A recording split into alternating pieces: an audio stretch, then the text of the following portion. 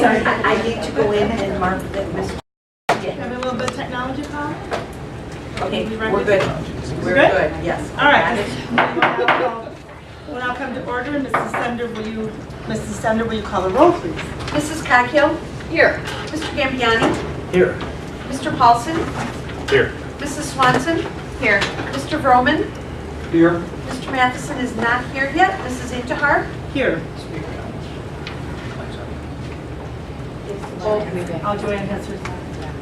Okay, well, Mrs. Coghill, then will you lead us in the pledge? Since you want your mic. I pledge allegiance to the flag of the United States of America and to the republic for which it stands, one nation, under God, indivisible, with liberty and justice for all. Thank you. Thank you. Welcome, everyone. Sorry the size of the room. We're just about fitting everybody, aren't we? Anyway. First off, are there any modifications to the agenda that board members wish to make? Okay, hearing none, we'll move right on to recognitions and achievements. Mrs. Dahlquist. Thank you. We are pleased to have some state champions in our midst this evening. And while we're getting ready to congratulate all of the students that are here of the state champion gymnastics team, I'd like to call Greg Gebhardt up. And he's coach of this fine team. And if you would introduce the people that are here, and they'll come around and shake all of our hands. I know everyone's here, but I do have 7 of us. During the summer, so I'll introduce them. These gentlemen have won 3 state titles in a row. They're made up of Wheaton. Do I need this? Yeah. Yep. Go ahead and push the button and then just wait a moment until the light comes on. Otherwise, when the video goes, they won't hear it all. So, Where's the green light? Is that okay. Our team is made up of both students from Wheaton North and Wheaton Warrenville South. It's their 3rd state title in a row. An amazing accomplishment. So I'll introduce these guys. My assistant coach Jay Sypak couldn't be here, and my assistant Dave Donaldson couldn't be here as well. But I will introduce these guys. First of all, I'll start off with Connor Ritchie. Connor.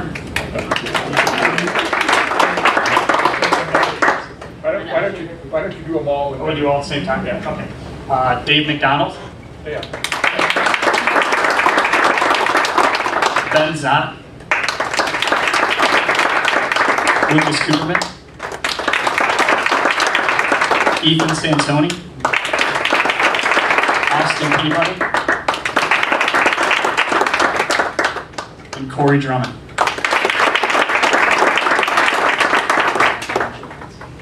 And how many of you will be with us still next year? A couple. Thank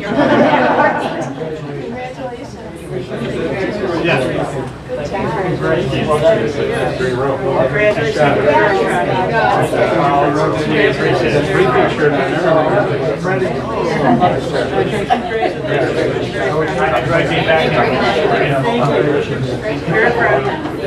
It's wonderful. Thank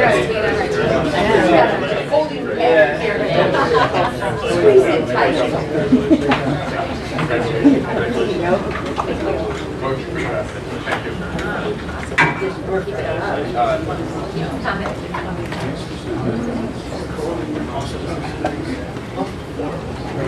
thank you so much for coming. We're really proud of your accomplishments. Again, great job.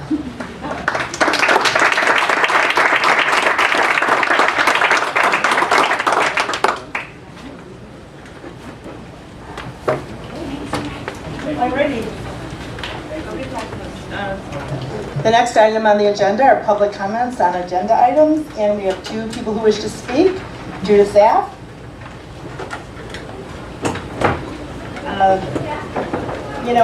The opportunity to speak is provided for you to comment. We appreciate hearing from stakeholders. We value your thoughts and your questions. We strive to make the very best decisions for the district, and public input in a variety of venues is very helpful.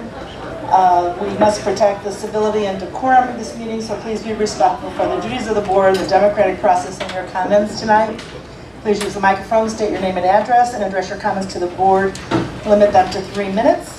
And be factual and courteous and do not include statements that are personally disrespectful or condescending to members of the board or staff.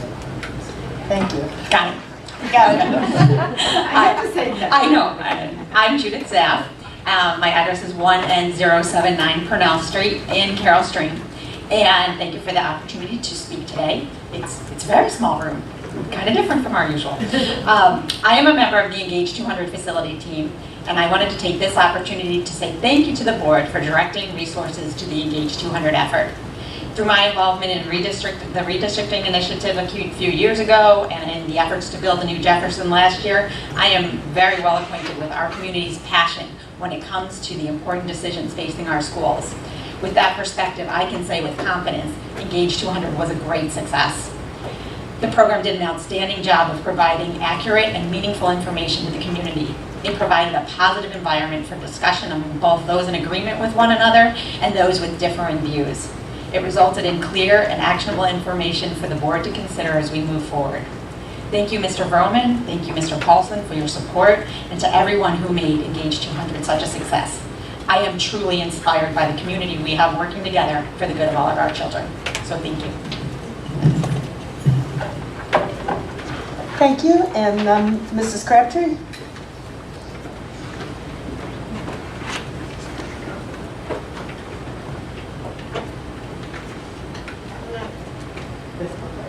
I'm Chris Crabtree, 0N617 Brandon Boulevard in Winfield.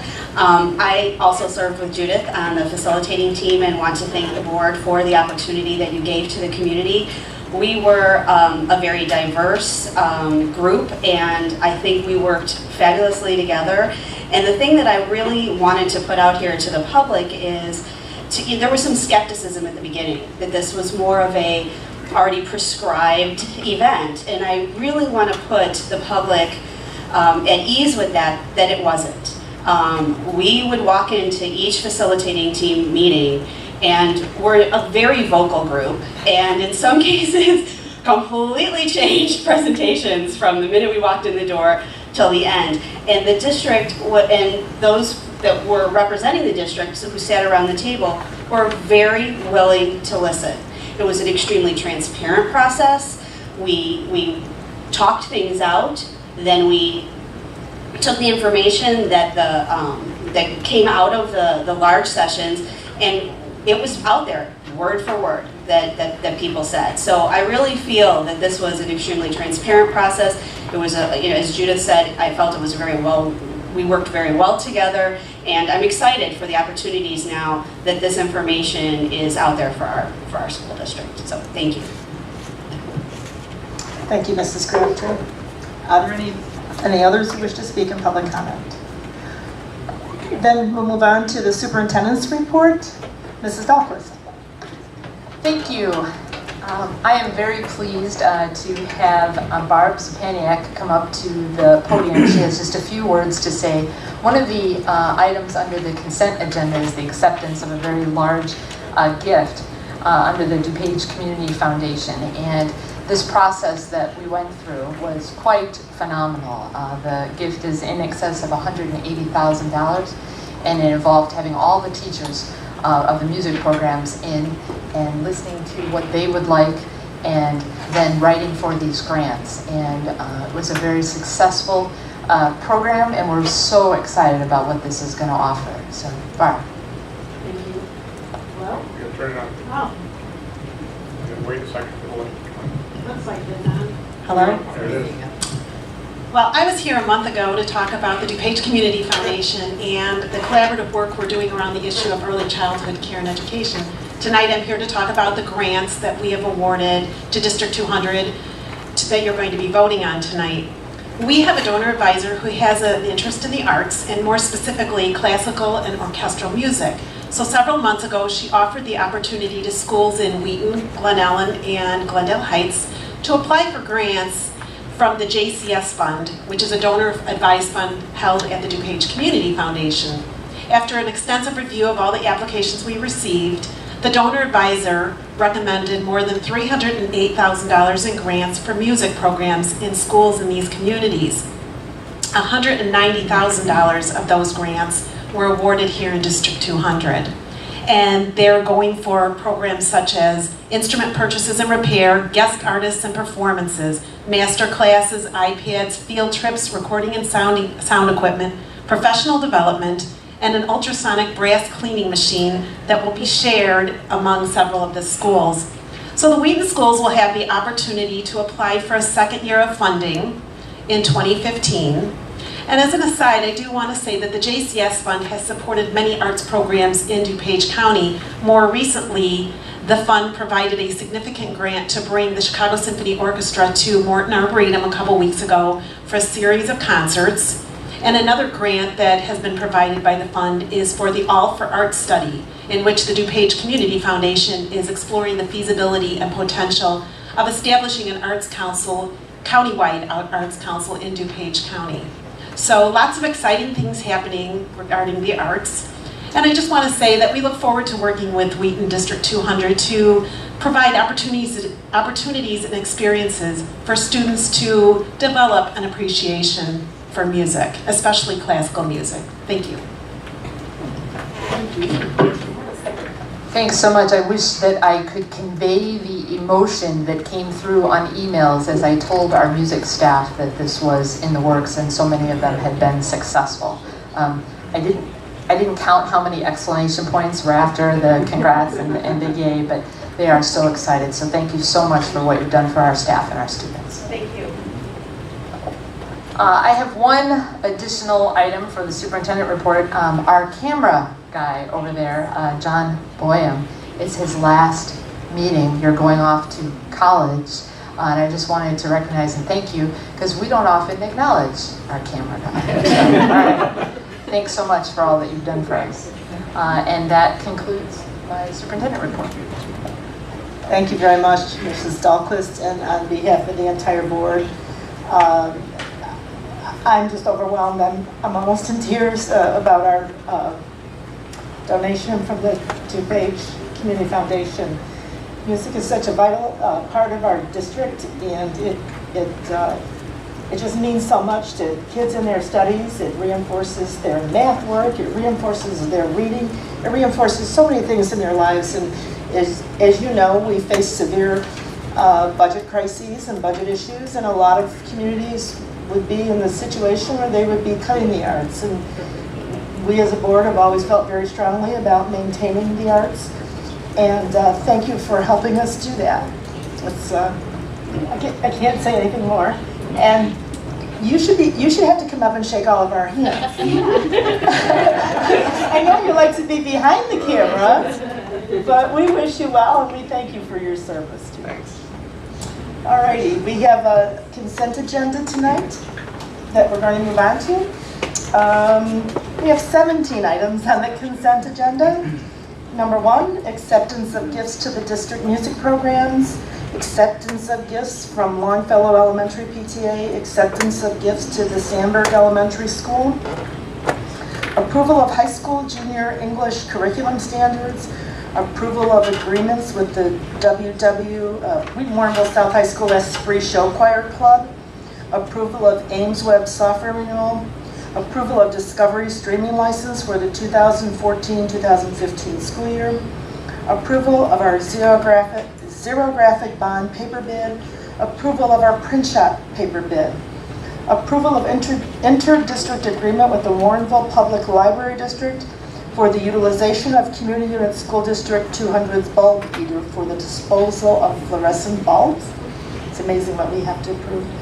Approval of the statement of completion with the Wheaton Warrenville South facilities, approval of the resolution for the continued usage of temporary facilities, approval of IASB annual dues, approval of NSBA dues for the 2014-15 school year, approval of bills payable and payroll, approval of minutes, May 14th open and closed, June 11th open and closed, June 14th special closed, June 17th special closed AM and PM, June 25th special closed, and approval to destroy recordings of closed sessions prior to February 2013. And approval of the personnel report to include employment, resignation, retirement, and leave of absence of administrative, certified, classified, and non-union staff. Are there any items that board members wish to have removed? Okay, then I will ask for a motion and a second for the consent agenda. So moved. Moved by Mrs. Swanson, Second. seconded by Mrs. Coghill. Is there any information staff would like to provide or questions, discussion from board members? I just have one comment, Mr. Chairman. Just to remind the public and those who are attending our board meeting that the consent agenda is circulated to the board on Friday, and we have the opportunity over the weekend to review the consent agenda as well as the entire agenda. And with respect particularly to the consent agenda, if we have any questions, we email the staff either Monday or Tuesday with respect to questions, and we get answers back. So that the fact that there is no discussion about consent agenda items in public forum doesn't mean that we haven't reviewed what's on the consent agenda, asked some pretty penetrating questions, and have gotten back satisfactory answers, all of which are available to the extent that the public wants it. So I make this announcement about once every 6 months, and so I do that again. Thank you. Yeah. Thank you, Mr. Broman. That is for our public to understand, and thank you for bringing that to the forefront again. Okay, now we have some action items. Oh, sorry. All right, Ms. Is there any other discussion? No, I actually have one comment. You know, we saw the co-op gymnastics team, but the other thing that I think we're pretty well known for across the country is our show choir. And I saw the agreement here, and I think I see Mr. Molkiber sitting behind us who lives in my neighborhood. I just want to thank them for taking over the program, as we saw in one of the action items here, number 5. So, thank you.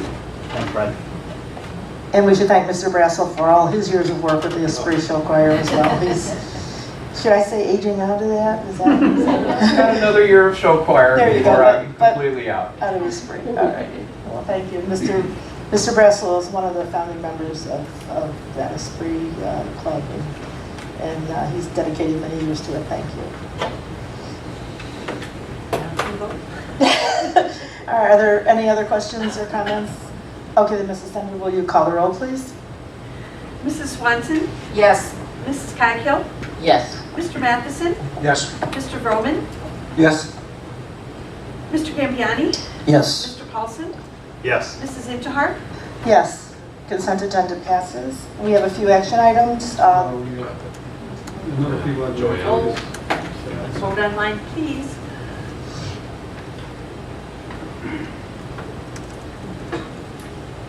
Ms. Benson?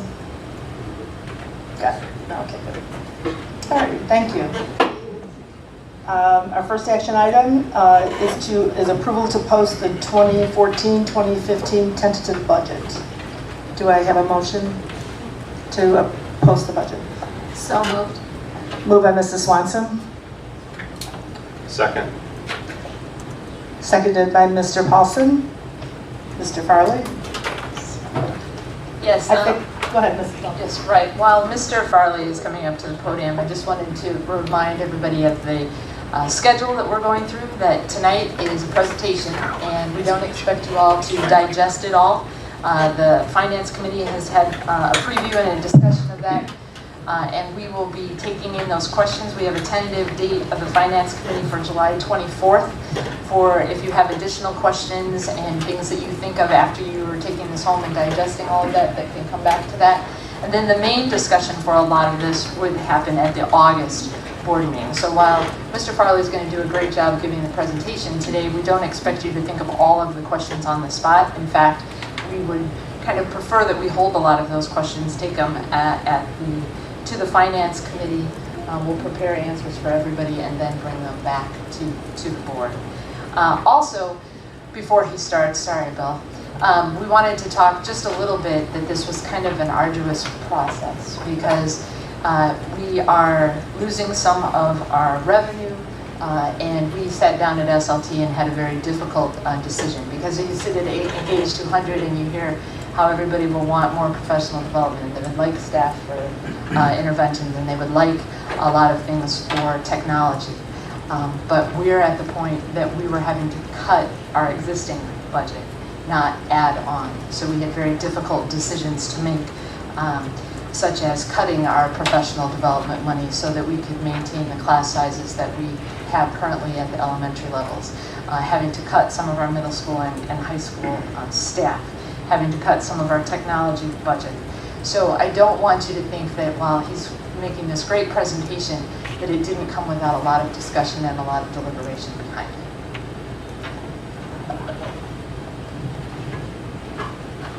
Never needed these in the past, but here we go.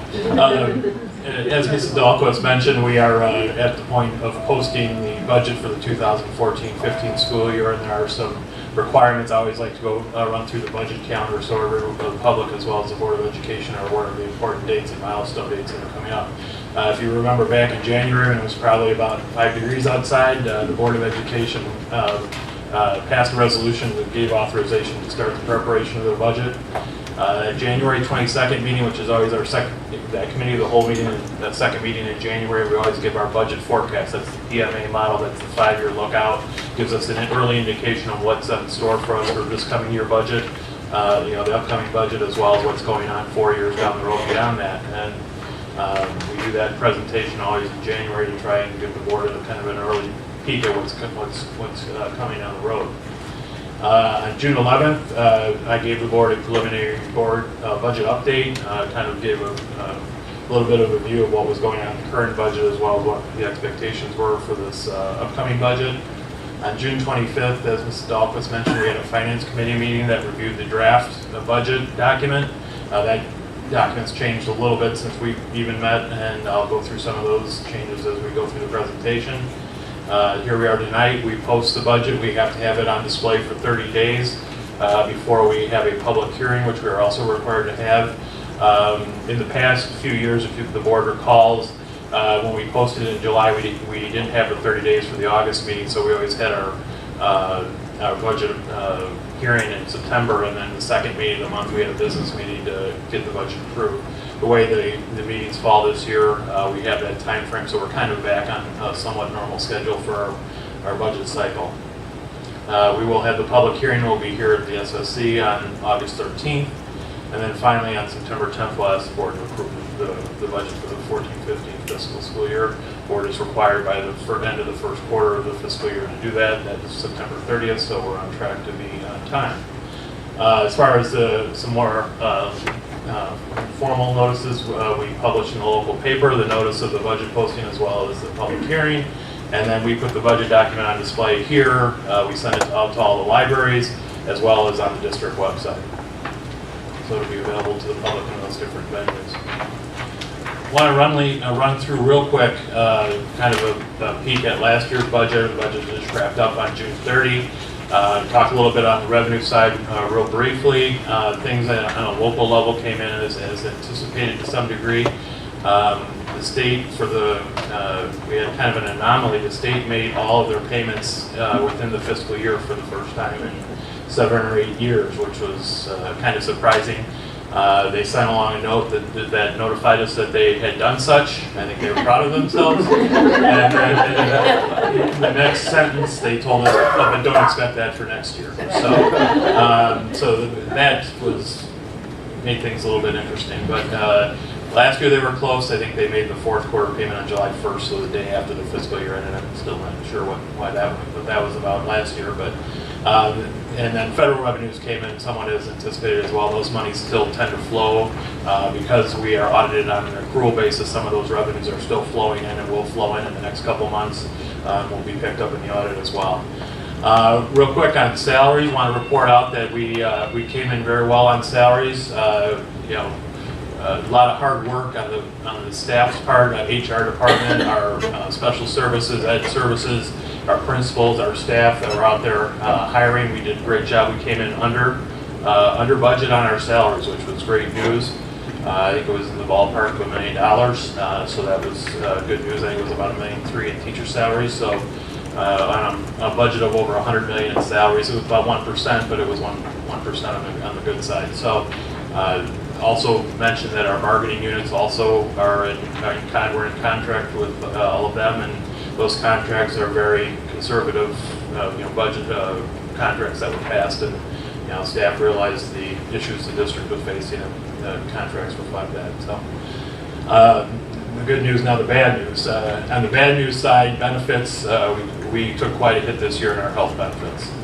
We had a bad year, it's probably understating it to some degree, but we had a very unhealthy year, unfortunately, on our health benefits. We got clobbered on that side of the equation. So we're looking at that now. We're looking at other ways to, in the future, to save money, try and find ways. We also have the Affordable Care Act impact that's coming up in different ways that we're trying to address as well.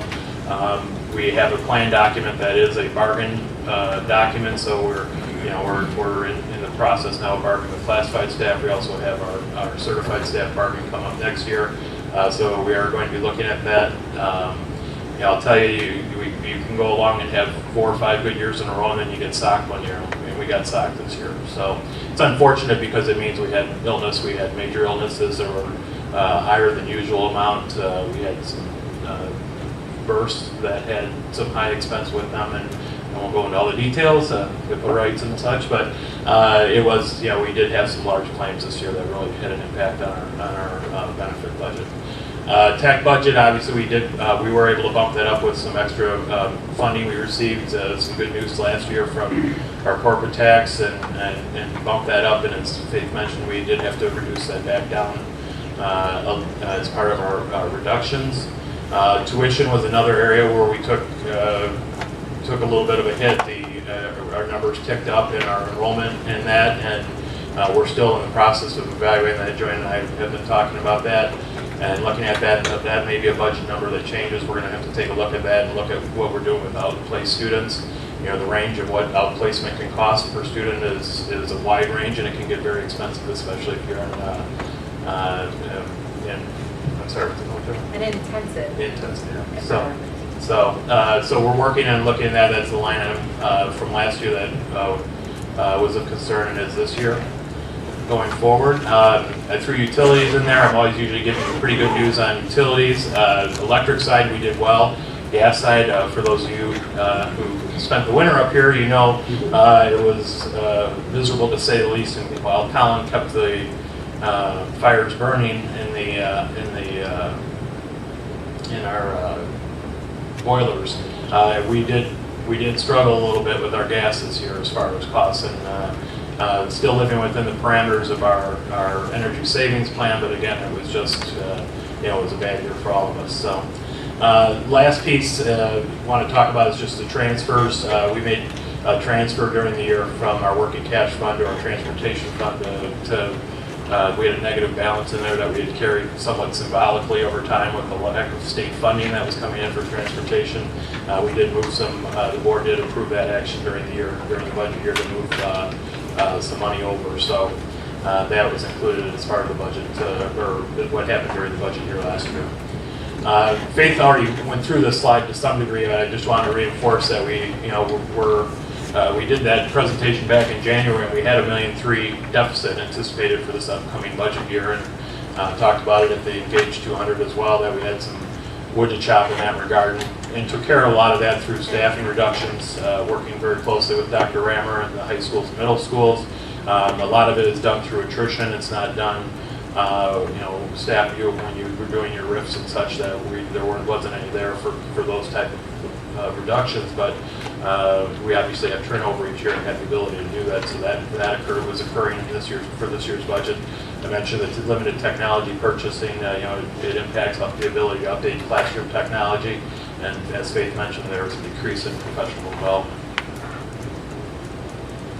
So I'm going to run through some highlights real quick for the budget. I'm going to talk a little bit about the revenue side, a little bit about the expenditure side, then I'm going to jump into the funds, specifically the 7 funds our school district operates as part of our overall budget. As the board is aware, the 2013 CPI came in at 1.5%. That impacts this current budget.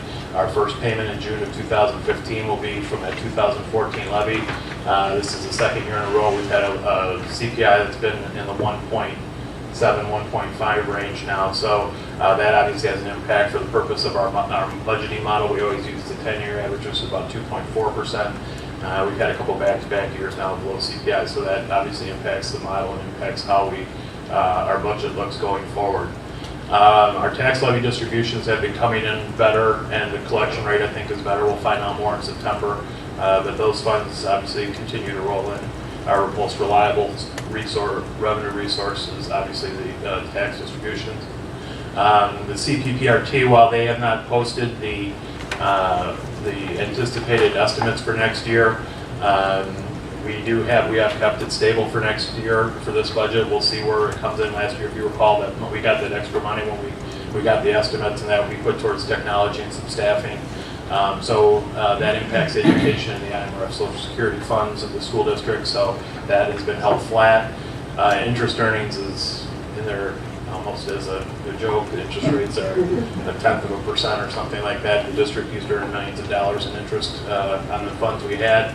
That money is all dried up as well, but we are hoping that the rates will turn around, but I'm guessing it won't be for a while yet. General state aid, if you recall back in January, we did in the presentation, we used the 89% proration. There was concern it could drop to 80. There was concern the foundation level could drop as well. At the end of the day, the state legislature approved basically the same going forward, the 89%. I will caution the board again that even though the budget was approved, there is a deadline looming on December 31st. That could impact the state revenues, that being the state income tax.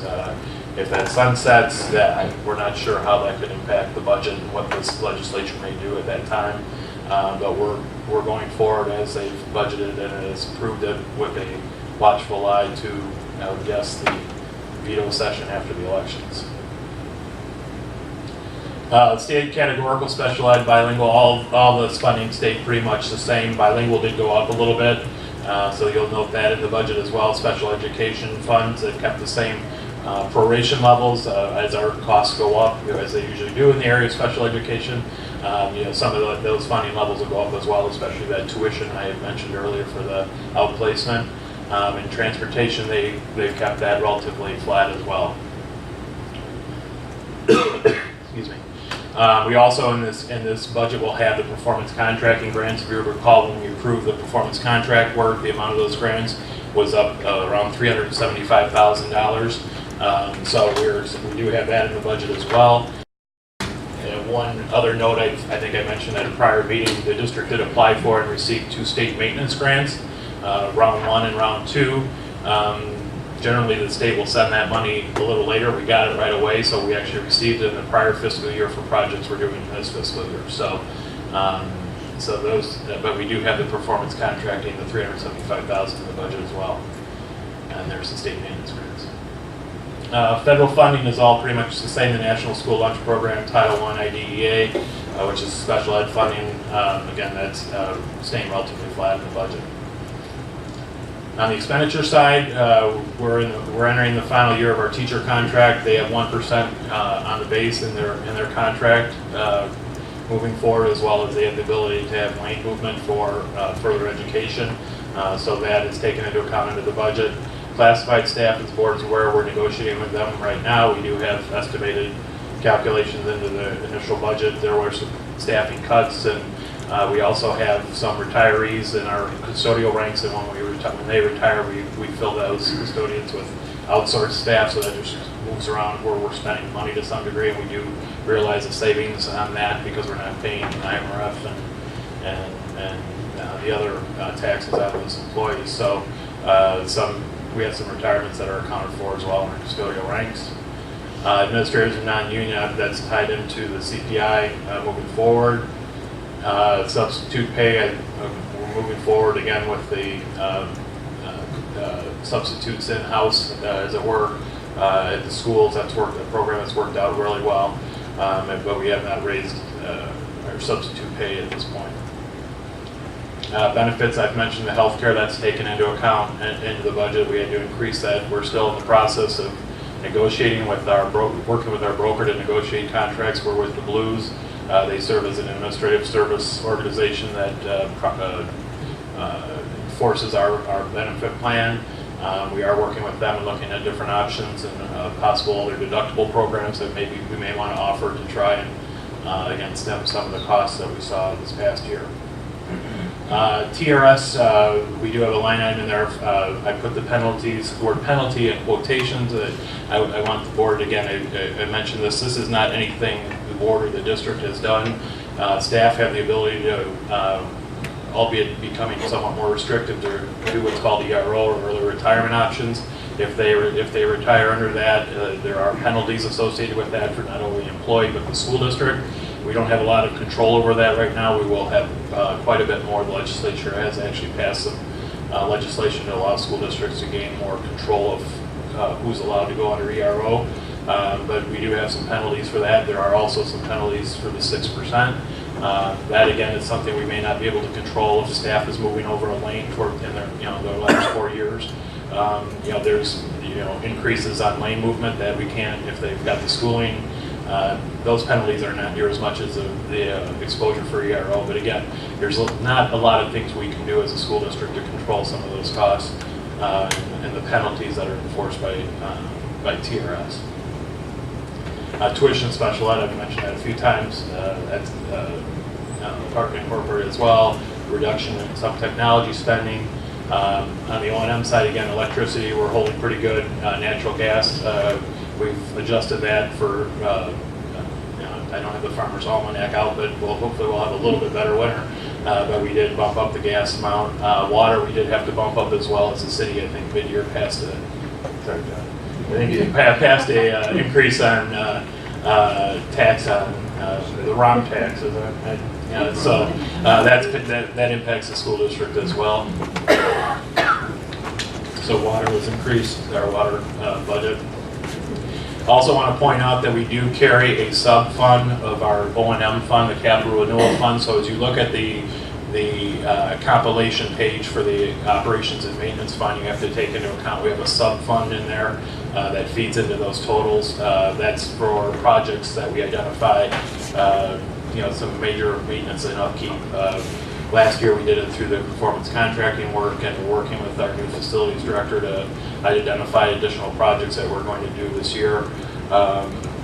With John coming on board here in mid-June, we brought him in a little early as our former director was out for the last month with some medical issues. So we brought him in, and he's been working on trying to get up to speed on the budget as well for our operations and maintenance fund. Transportation, we're under contract. We're going into our second year. Should mention our IMRF fund. We got preliminary data from them on the percentage that the school district is charged for each employee, and we're going to 10.78 from 11.45, so that's heading in the right direction. Also, that takes into account, starts January 1st. They run it on a calendar year, but we are seeing a decrease, which albeit small, but a decrease is better than an increase. Finally, we have our performance contracting work in the capital renewal fund, and that work's going on, as well as the other projects that we've been doing at the other schools. Probably this is a good time to switch over real quick. Can you switch over?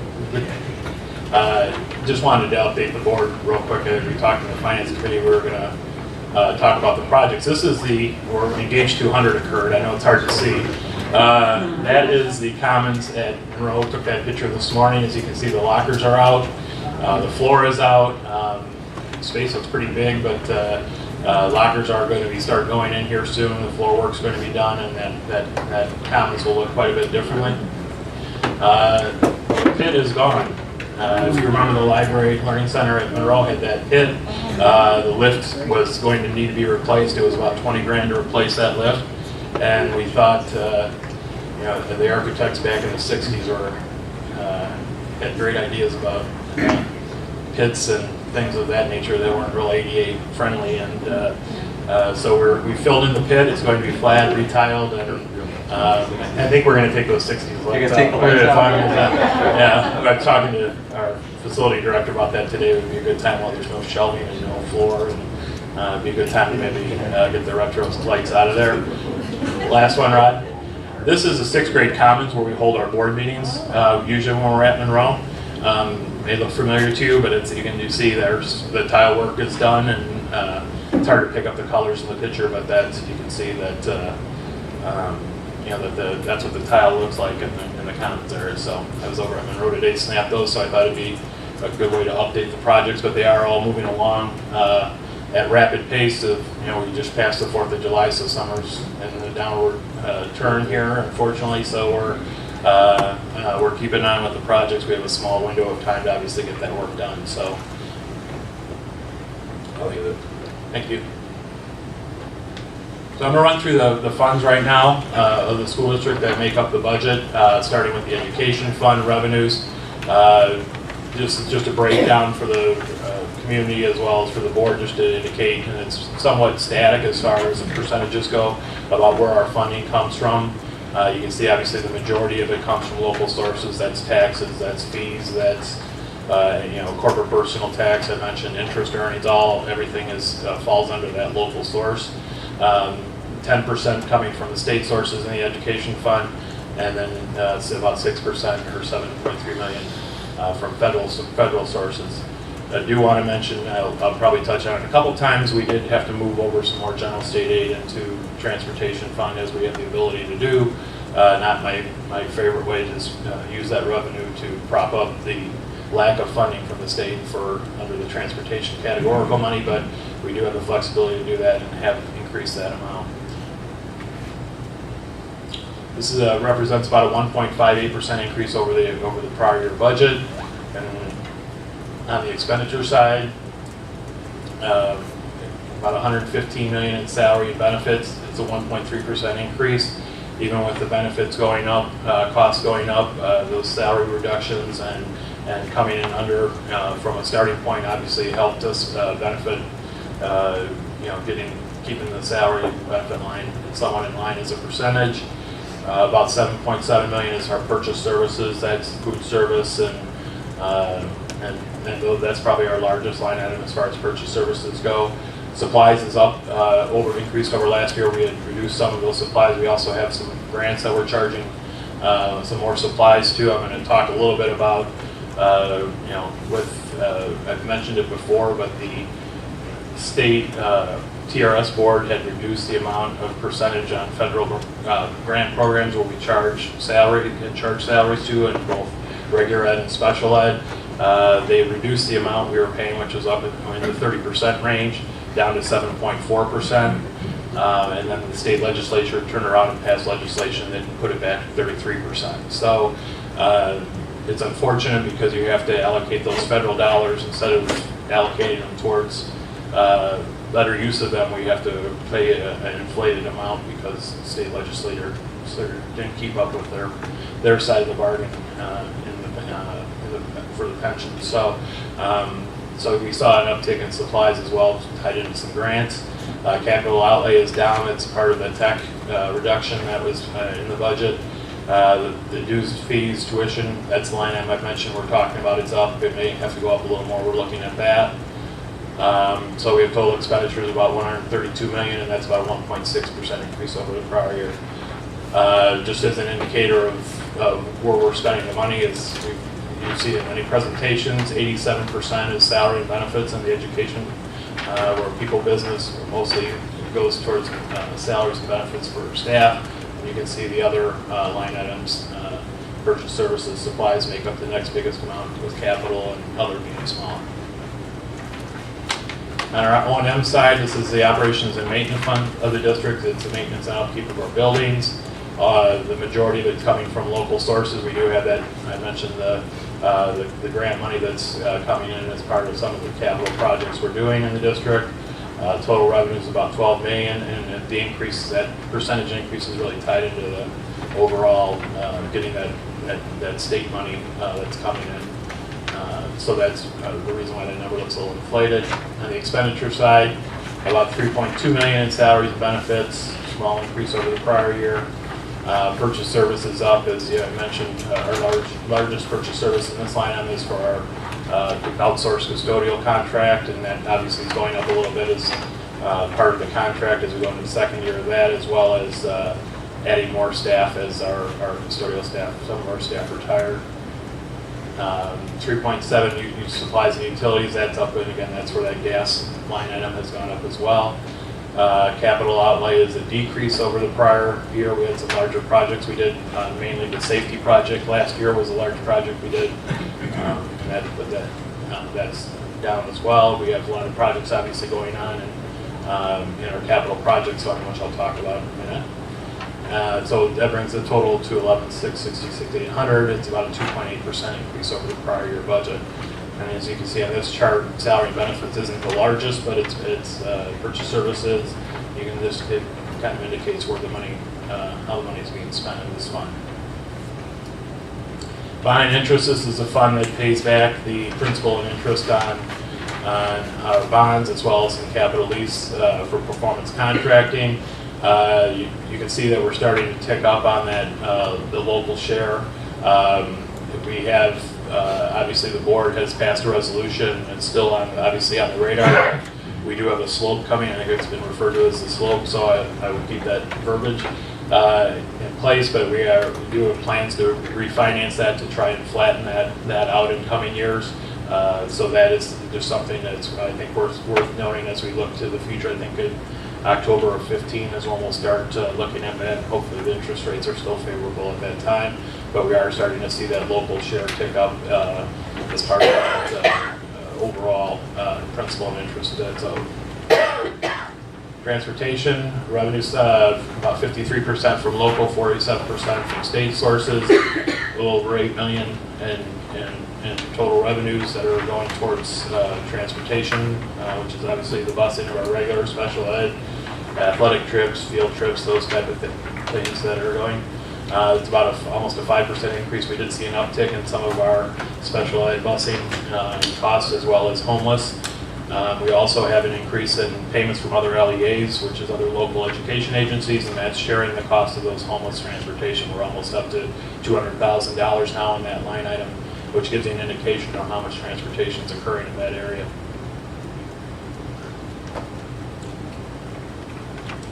On the expenditure side, we're in the second year of our contract. Obviously, we have a small amount that we have salaries we charge for staff here, as well as our coaches that drive the white buses you may see driving around is taken out of this fund. The largest line item is obviously the bus costs associated with the bus company, and then we have a gas escalator that's tied into the price of gas.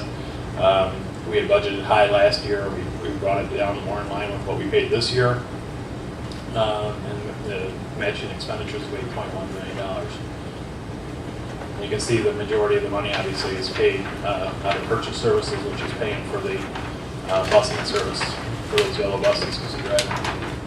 IMRF Social Security, this is the pension fund for our classified staff, secretaries, custodians, teacher assistants, anybody that's not certified, which really is teachers and administrators that are certified. So this is the other group. We have $3.9 million. It's all local revenues. It's basically tax money and corporate personal tax, which we're to allocate a portion of to this fund as well.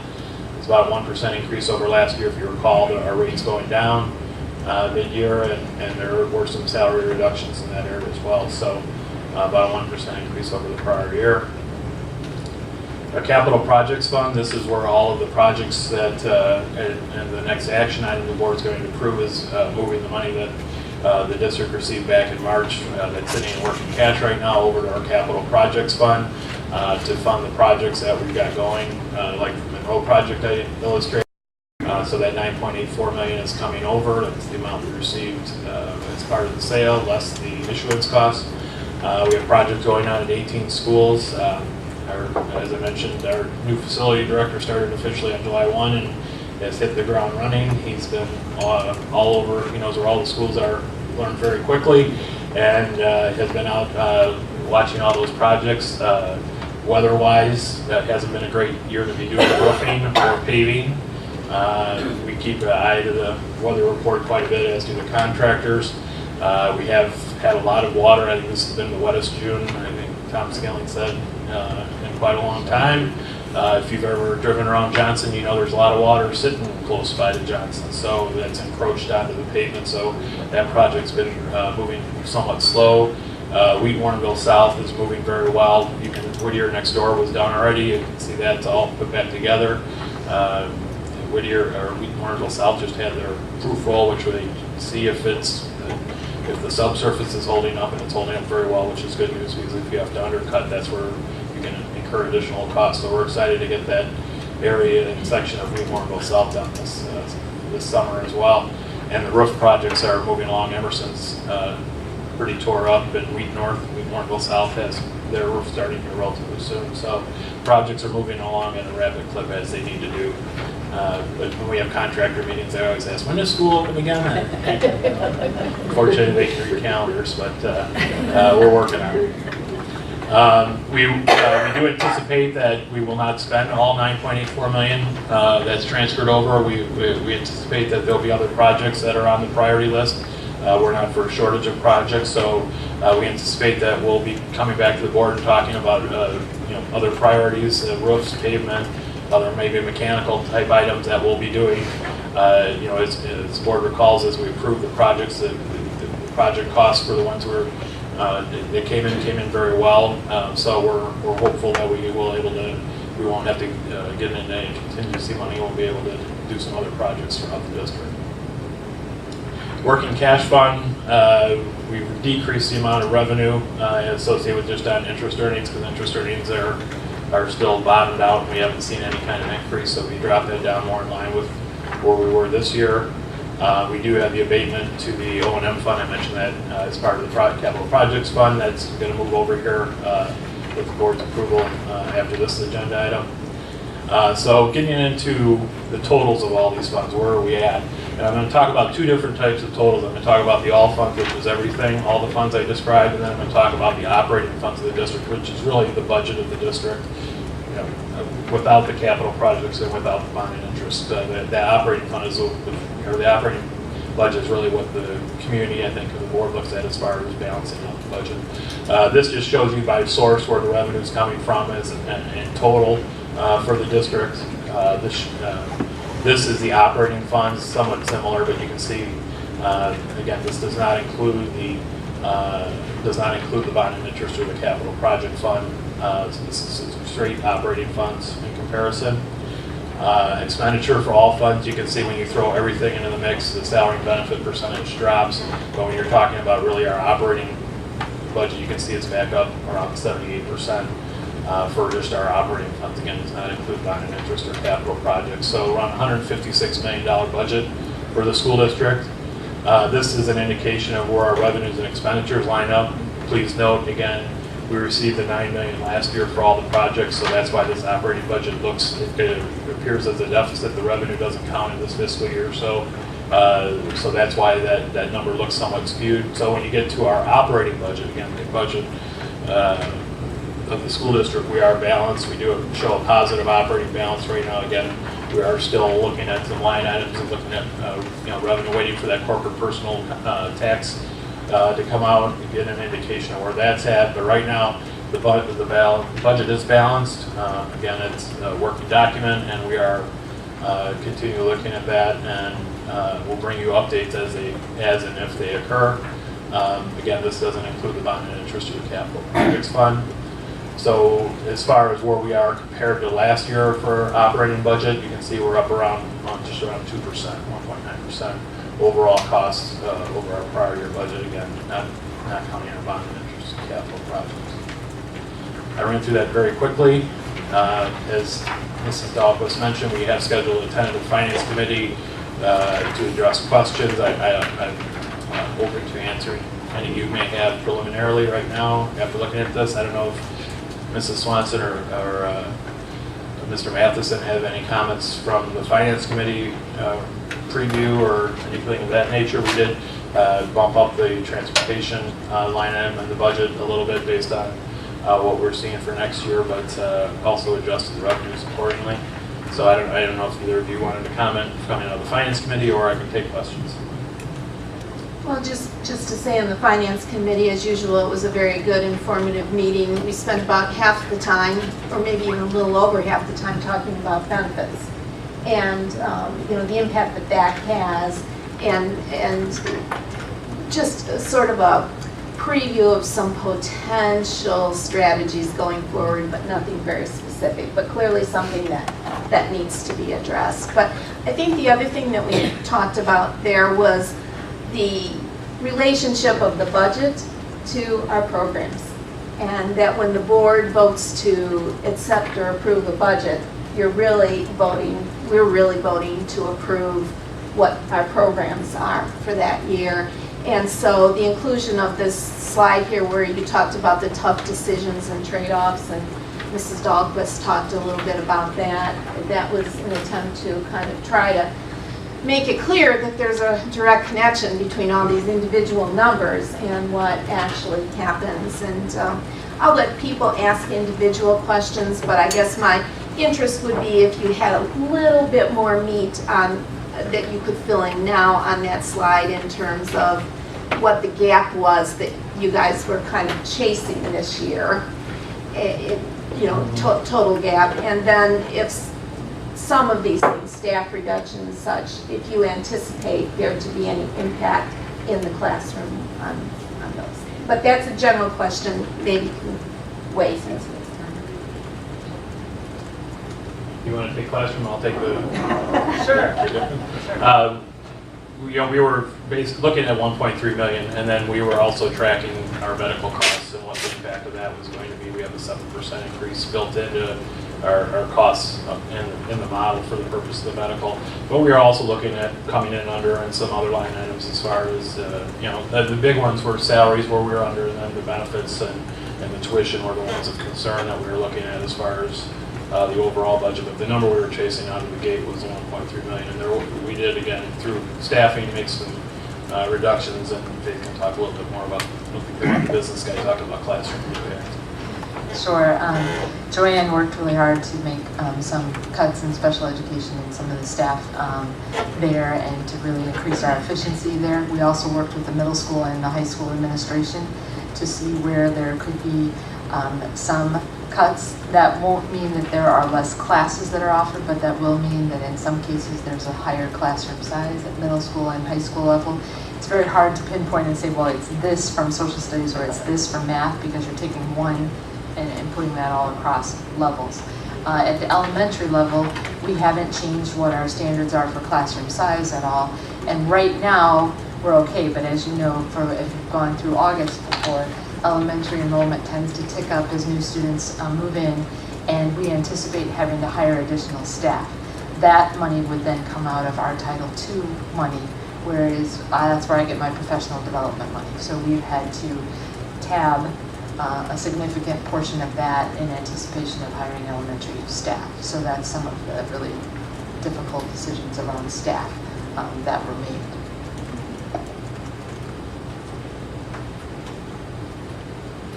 No? Okay. I have just a couple of other questions. I'm kind of trying to relate a few things to the first chance to look at a couple pieces here. But, if I'm looking at this correctly, and tying this into the financial statement, it looks like for the year 2014, June 30, 14, we are deficit spending in our operating. I mean, based on real numbers versus budget numbers. Dude, our expenditures did exceed, yes. I think we were over in $7,000 in the IMRF fund. We were over in O&M with some of the utility costs and some of the insurance claim issues that came up in that fiscal year, as well as some things that weren't covered, the flood over at Edison outside where we were flooding with the crack pipe and thing. So yes, to answer your question, we did, expenditures did exceed our budget in 14 in some of our funds. Okay, I mean, I'm looking at Ed Fund, obviously, and I'm looking at, the total year-to-date expenditures are about 135 million. Our budget last year was 130, so it was about a 5 million, or 130. I'm just looking at I don't have it in front of me, but I don't think we went over that much. Okay. Well, I think my point I'm getting at is I'm concerned about that, number one. Number two, I think that's an important item as we move forward on the budget process. And again, I'm just looking at the financial statement here. So, and again, I recognize that's cash basis and so on. Right, correct. But there is it appears to me that we overexpended by about $5 million. I mean, that's. I don't have the monthly in front of me. I have to look at it. We did have the medical insurance, obviously, was a big hit. We went $2 million over there. $2 million over. So, I think, again, overall, budget to budget, we were anticipating a balanced budget, and I think we were about $2 million 2.5 million on all the operating funds over expended. So, so we quote a deficit spent this year, if that's the case, which, kind of gets us into a lot of issues. The financial rating is impacted by that. Well, you have to look at the revenue side as well. We did come Yeah. in, I think, higher in revenues than. Yeah, I think I'm looking at about a $2.5 million negative shortfall. I mean, with all the pieces, revenue minus expense. So, so that erodes our 25% cap, our fund balance, et cetera. So I think that's something I want to make sure we kind of address as we move forward on this, and so on. So, it'll affect the financial rating and a lot of other things. So, let's see what. And the other thing too, again, when we look at the budget, I want to make sure that we have if we don't already have that legal opinion, we've talked about it before. Our budget in the ed fund last year was about $130 million, and from what I'm looking at on the financial statement, we spent about $135. So we expended more than the budget. And I just want to make sure that we have legal opinion that we don't have to do an amended budget during the year. And I think we've talked about that in the past as well. And that's something I think that we need to address. So. But again, I think, and then I guess in the big picture, using that same $135 million total expenditures in the ed fund, we're now budgeting for this year about $132. So we're dropping about $3 million, give or take. And some of it is salary, or I guess that $3 million, that's part of what we're reducing here. And what we just talked about, as well as the tech monies and so on. I'm trying to tie this in a little bit to the, as what we're going to be talking about a little later here tonight, and that being the Engage 200, the affordability of projects and costs, and the revenue expenditure circumstance that we sit in today. So, those would be my general comments. And as we go forward in this budget process, I'm going to make sure we monitor those pieces.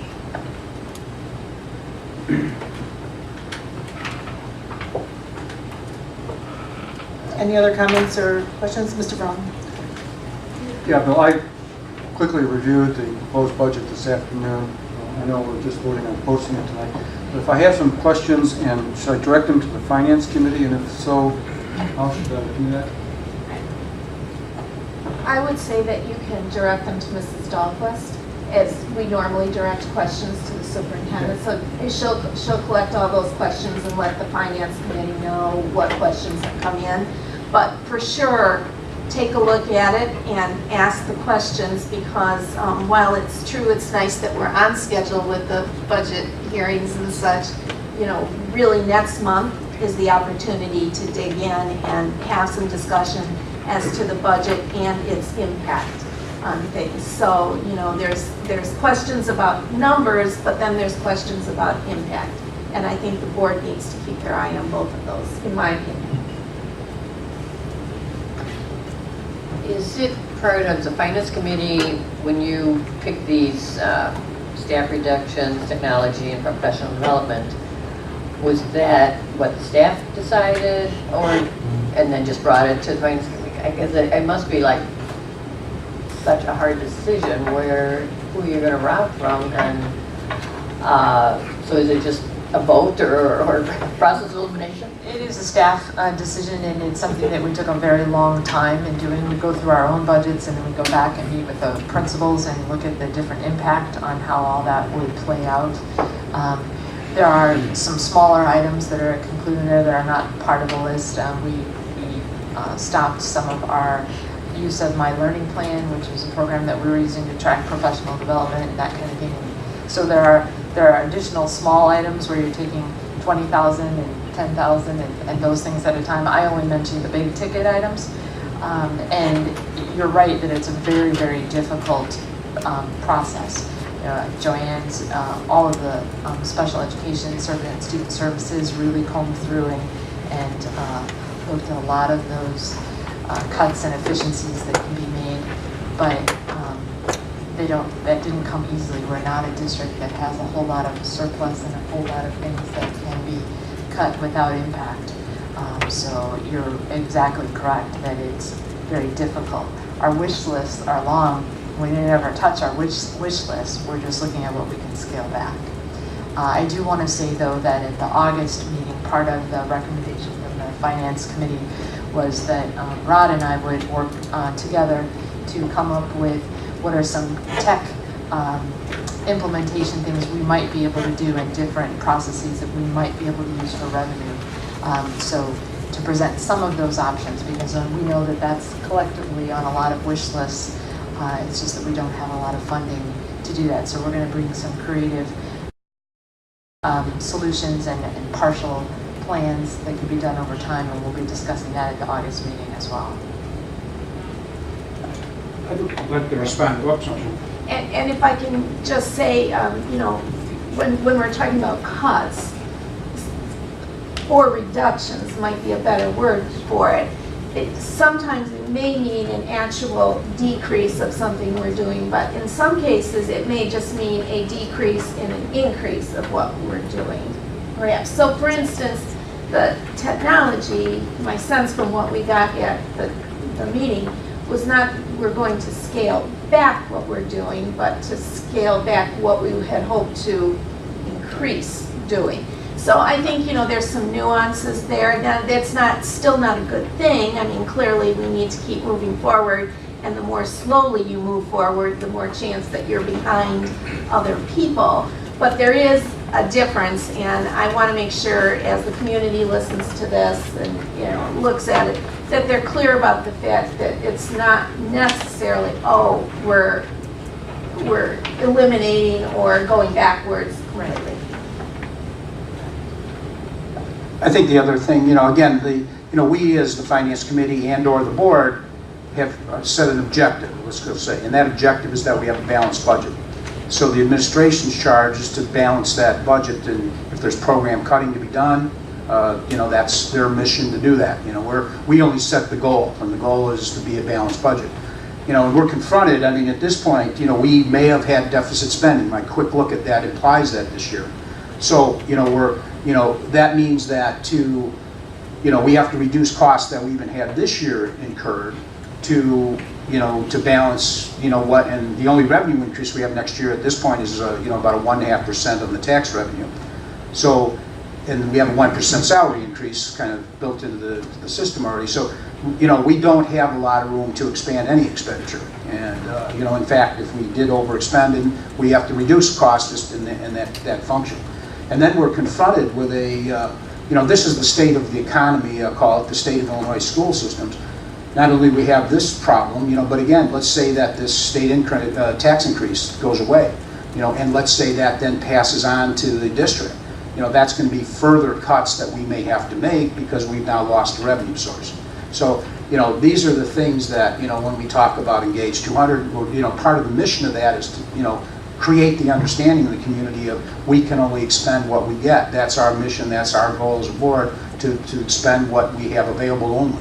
And as we see that, and or if pension plans get passed on to the district, by other legislative things that may occur, that again is going to reduce the ability to do our mission of just education. So it's we're facing a real true challenge, not just with District 200, but through the whole state school system is relatively in the same state. So some districts have more accumulated monies than we do. We're right on the bubble of where we kind of identified, and that's that 25% fund balance. So we may have eroded some of that this year. We may not have, but the point is that we're kind of we don't have reserves there. And so whenever there's a reduction in revenue or whatever, or an increase in cost, whether it be healthcare or whatever, it's got to come out of somewhere. And that, that's the challenge of running a district with $175 million budget basically.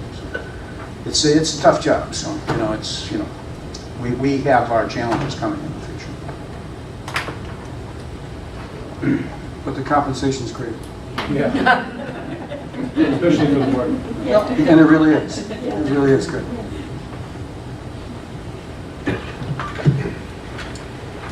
All right, if there's no further discussion,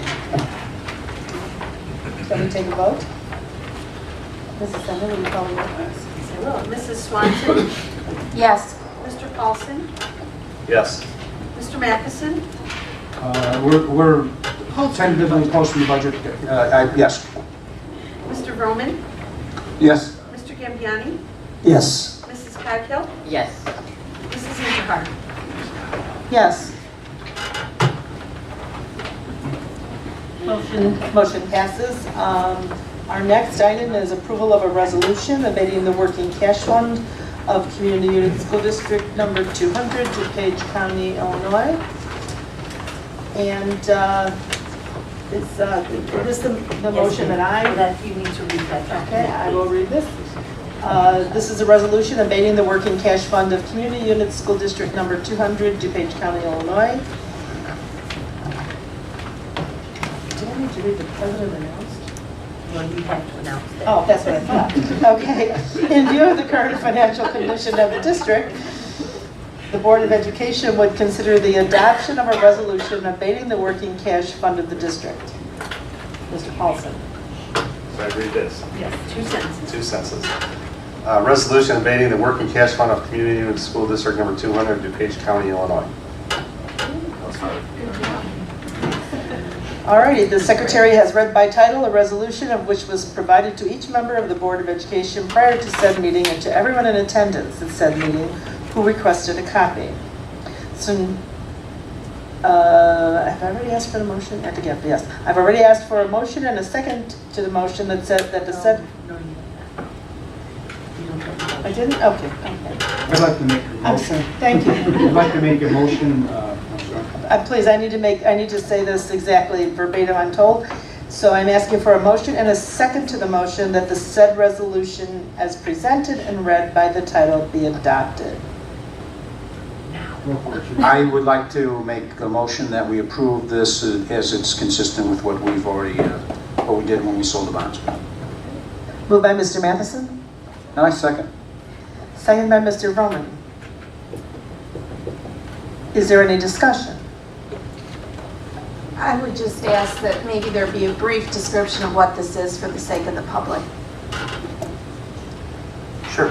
And I touched on it briefly in my presentation. This is the formal action by the Board of Education to take the money from the working cash bond sale that we received funds on March 26, 2014 into the working cash fund of the school district. By code, we then have to transfer the money to the operations and maintenance fund and then pass it along to the capital projects fund, which is considered by the State Board of Education as a quasi-fund of the O&M fund. So it's the formal and legal way via Chapman and Cutler, our bond counsel, to put the money into the capital projects fund of the school district for the purpose of doing the projects that the board identified and subsequently approved.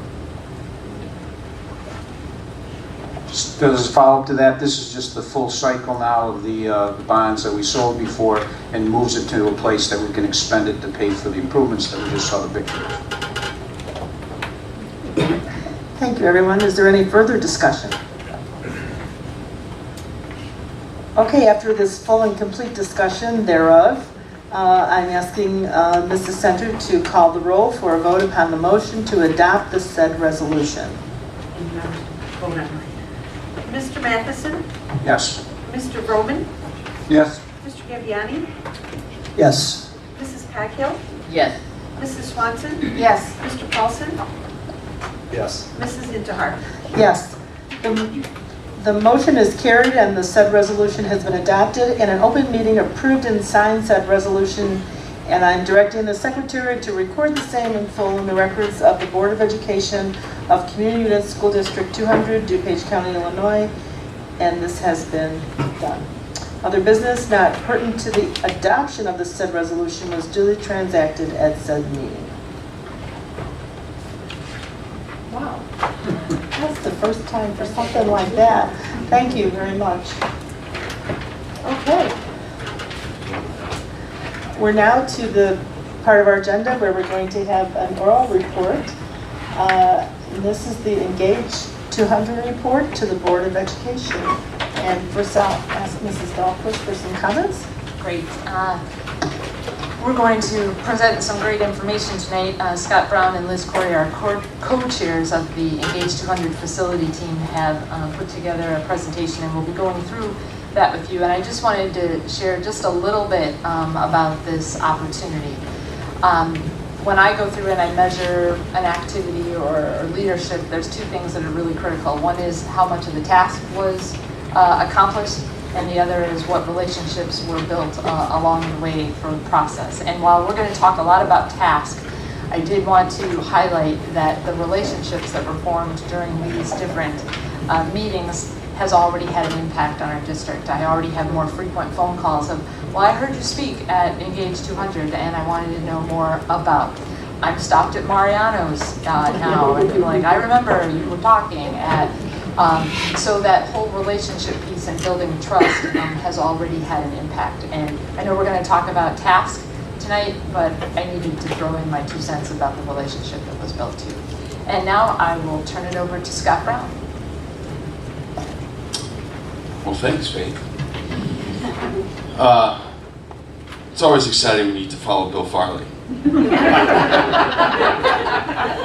Some of that's riveting stuff. I mean, I'm a finance guy. I may have dozed somewhere in there. Well, good evening, and thanks for allowing us the opportunity to present our Engage 200 statements of recommendation. And so, I'm Scott Brown, and you know my counterpart Liz Corey, who's right behind me here, volunteered as the co-chairs, which is a fancy way of saying Jim Matheson pulled me aside one time, and I said yes, not sure exactly what that meant, and here I am. You'll find in front of you each a binder that contains all the important documents relative to our engagement program. In the front of the packet, you'll find a flash drive. We got real fancy and we thought we'd save a tree or two. That contains all the items in your folder, including the additional documents like presentations, verbatim responses, and communications material and such that we covered through this entire process. Rod, I think, actually has a video. We're doing the video now. We're doing the video now. We got a little video clip for those watching here.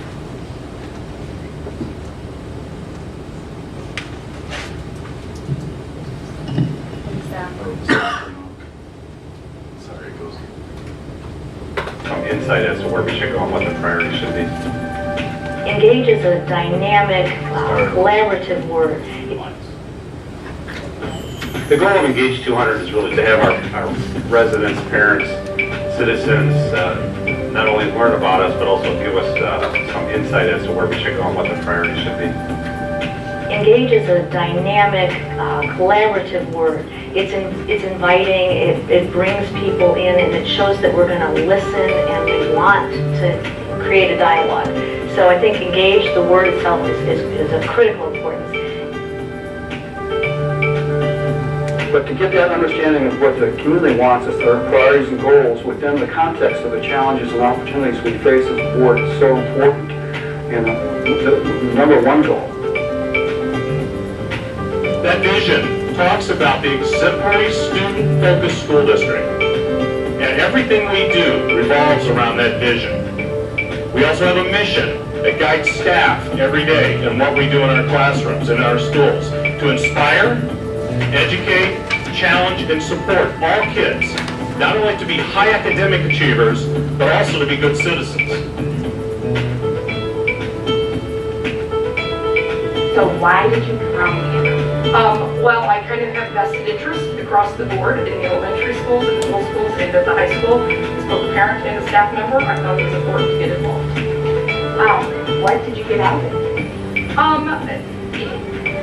The understanding that our differences in the things that we were looking at, our perspectives are very different depending on what position we're playing. If we're a parent of an elementary school student versus a high school student, we had a member at the table who no longer has students in the district, and so it's just the taxpayer community member, and so his concerns were vastly different than those of us who were staff members at the table.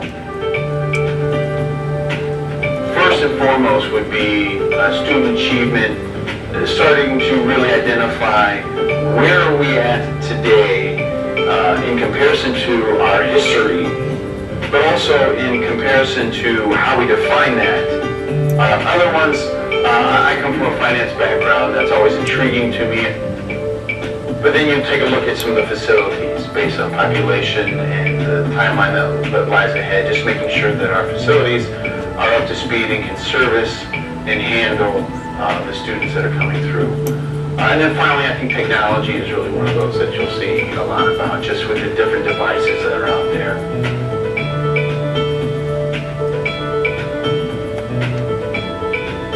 I love the different diversity of the different opinions at the table,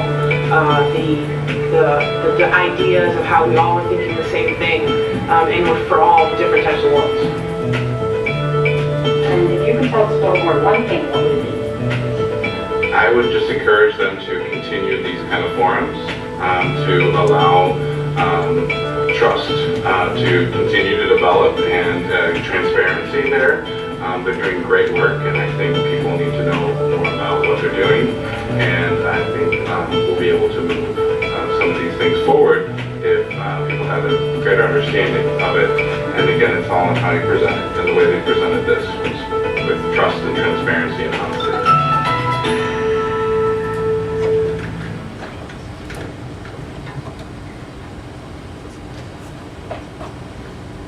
Very nice.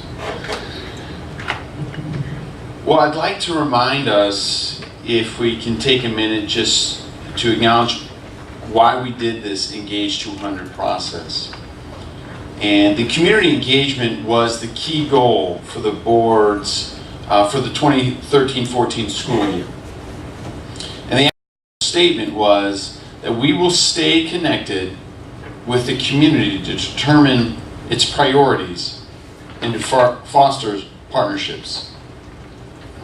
So Engage 200 was a call to action as one avenue for the board to achieve this goal. Once you determine the call to action, you charge a team of volunteers to assist in this area. A copy of the board charge is included in your binders, but in summary, the board charge included these concepts. First, to gather community perceptions and priorities, to communicate successes and challenges, determine the long-term goals and key areas, to ascertain steps and resources to achieve these goals, and to establish an ongoing communications process. So again, like the gentleman in the video said, that this is not a window of time that is now closed as we wrap up the Engage 200 session, but hopefully a framework that's built for the dialogue to continue. We know that while the Engage 200 is sanctioned by the Board of Education, and all findings and recommendations presented to the board are advisory in nature. It's your job ultimately to implement or figure out how to implement our recommendations. And as you'll see from our statements, we believe that we've fulfilled this charge. Based on the charge, Liz Corey and I, together with the district and board leadership, put together an incredible group of volunteers who served on the facilitating team for the past 7 months. These dedicated community volunteers who, together with the district representatives, accepted the responsibilities for facilitating the engagement process from its initial session through its final report, which we are delivering tonight. It's funny, Faith mentioned running into people at Mariano's and around the community, and I felt like for these last 7 months I was a honorary school board representative. People assumed, I'm sure Liz and I had suddenly assumed ourselves into that role. Right, there you go. So this team, the facilitating team, helped make decisions regarding the process, the strategy and the communication that we implemented. We've met regularly over the last 7 months to develop the agendas, to review discussion materials, and keep the program focused on tasks. So at this time, I would like to ask some of the facilitating team members that are actually present tonight to stand and be recognized. There's a couple of us here tonight. Be back.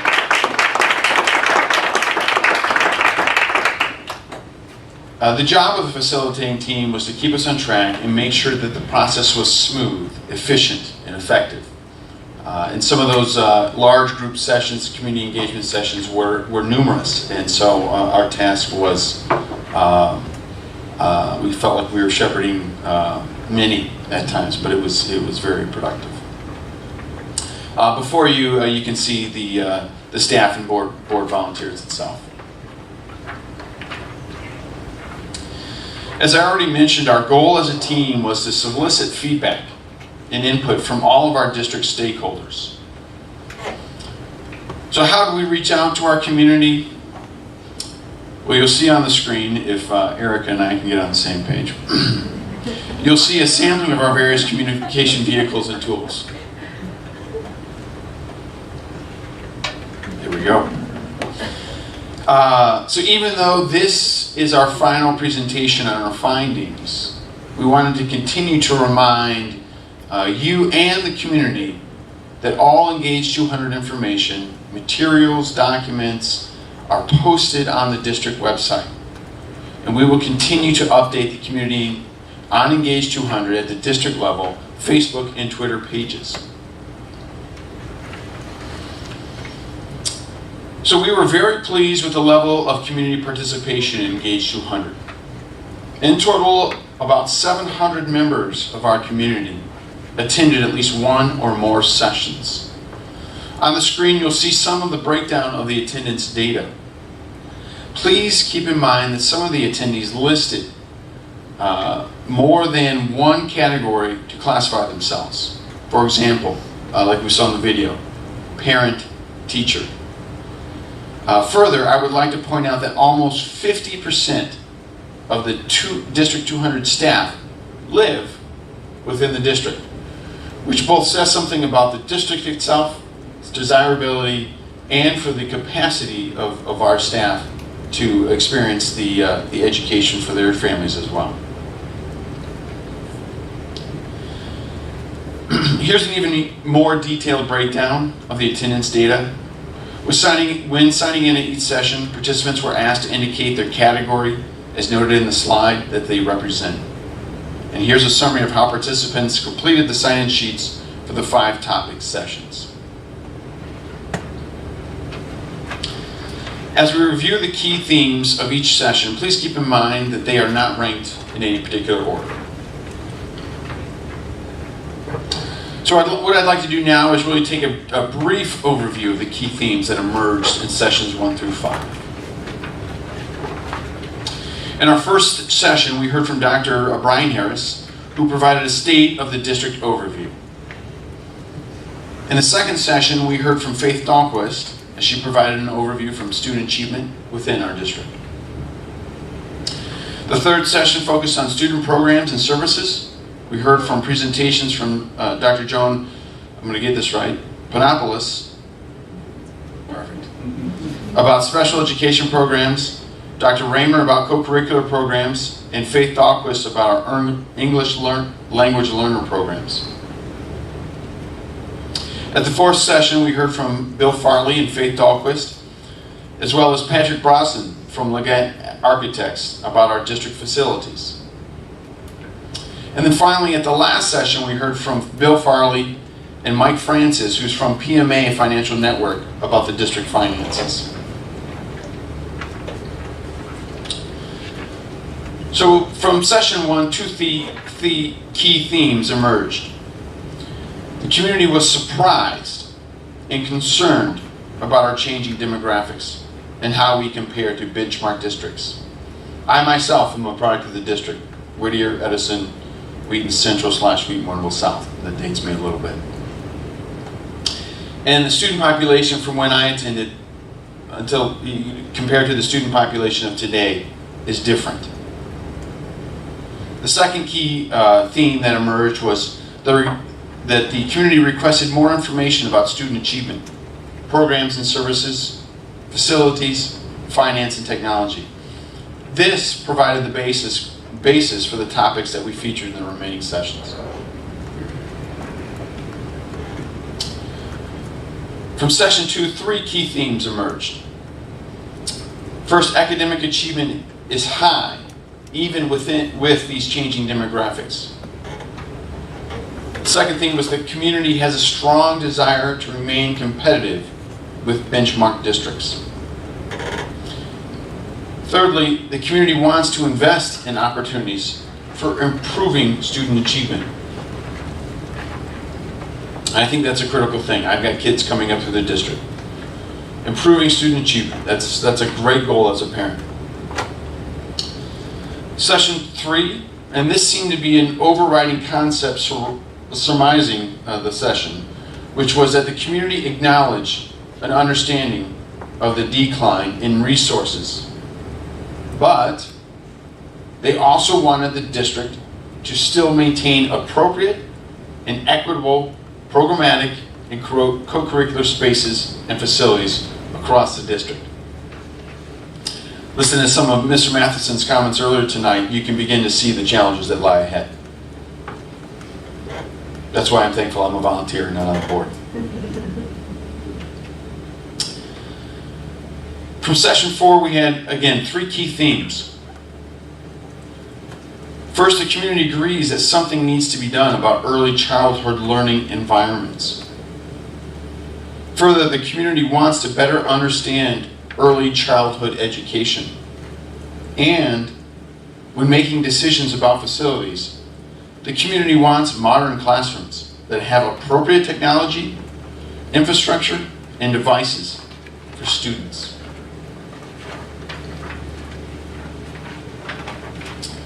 Several themes emerged from session 5. The community learned that we have the second lowest tax rate among benchmark districts. Programming and stats and testing, we love comparing ourselves to the top of the top.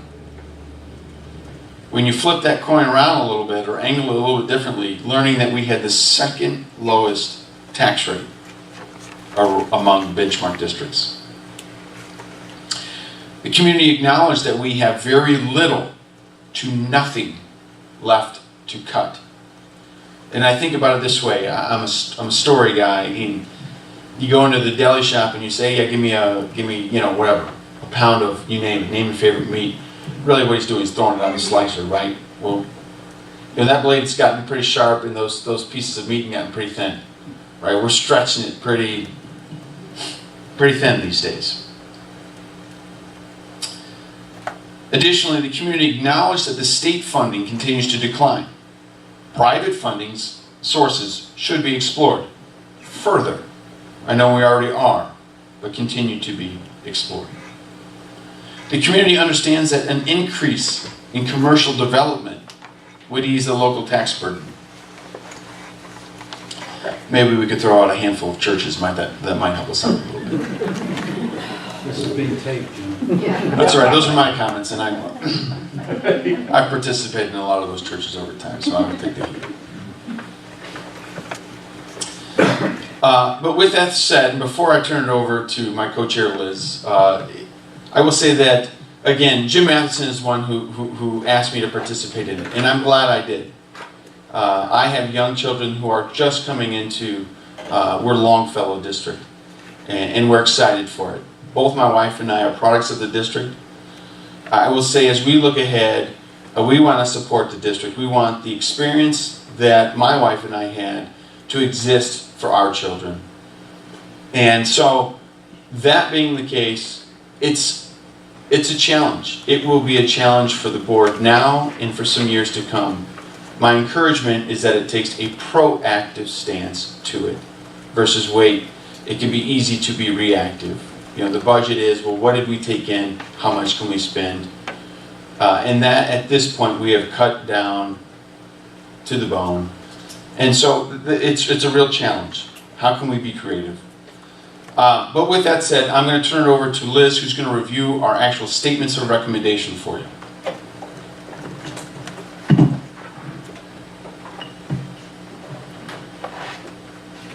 Thanks, Scott. And I'd like to dovetail a little bit with that. My children received an education here in District 200, and they didn't just receive an education, they received an excellent, world-class education. And I feel so proud to be here tonight wrapping this all up, I almost could cry thinking about how thankful I am for the difficult decisions that you've had to make over the years, and how excited I was to see how passionate the community felt going through this process. So thank you so much for that opportunity. And I'm going to get to say that again later. But so the facilitating team has reviewed all the PowerPoint presentations, the verbatim and executive summary documents from each session, and we've spent considerable time crafting and editing the sets of statements, and we've wordsmithed and wordsmithed and wordsmithed. But it was a terrific experience working with our facilitating team to get to this point and to bring you these recommendations for your consideration. The statements were presented to participants at session 6 for their feedback and have been edited accordingly. So this is what our facilitating team came up with. We thought it was important to preface our statements of recommendation with key points of celebration for District 200. Our community said we should be proud of our district for these reasons.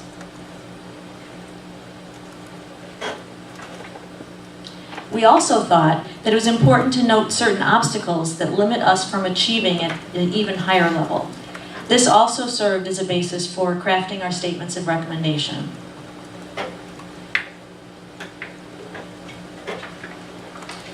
These are the key items that highlight the recommendations in the student achievement section. Support to staff and schools to assist with intervention and student diversity must be addressed in the future.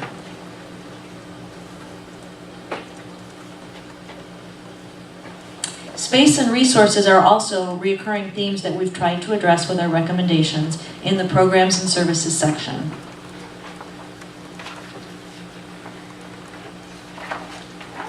Also, making sure our educational environments are appropriate for 21st century teaching and learning is critical for our future.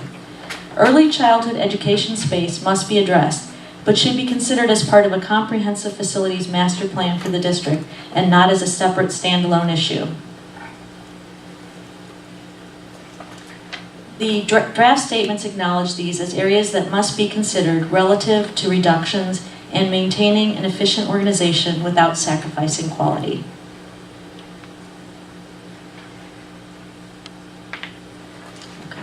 Professional financial projections indicate that the current level of revenues will not support the implementation of many of the recommendations in this report.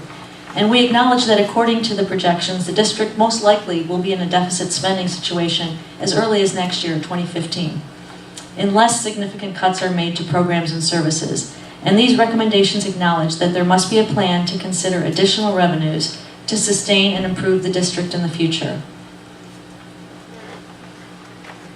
While there was not a separate session on communications, it was felt that this is an obvious that needs to be addressed as we continue to build transparency, trust, and confidence among district constituents.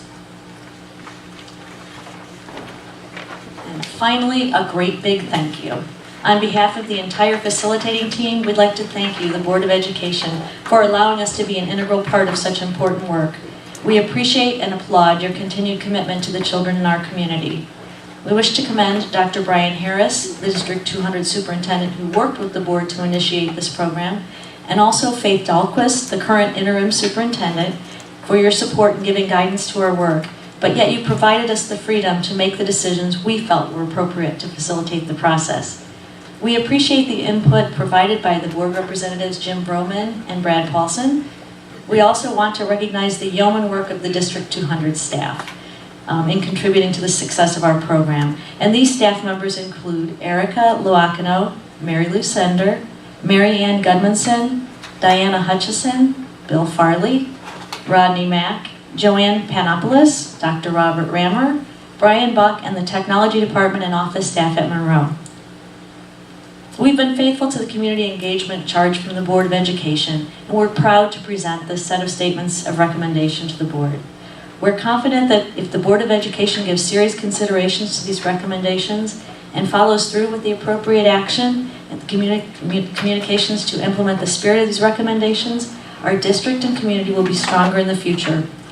Certainly, the items listed in this report present major opportunities and challenges for the Board of Education and our District 200 community.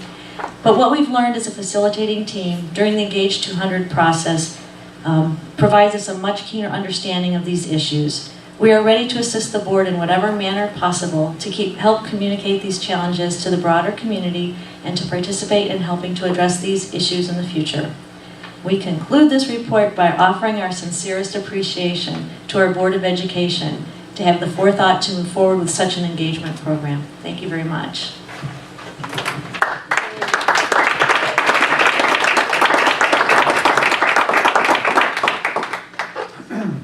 Thank you, Mrs. Corey and Mr. Brown. You've done a great job, and thank you to the entire facilitating team, Mr. Broman, Mr. Paulson, our staff.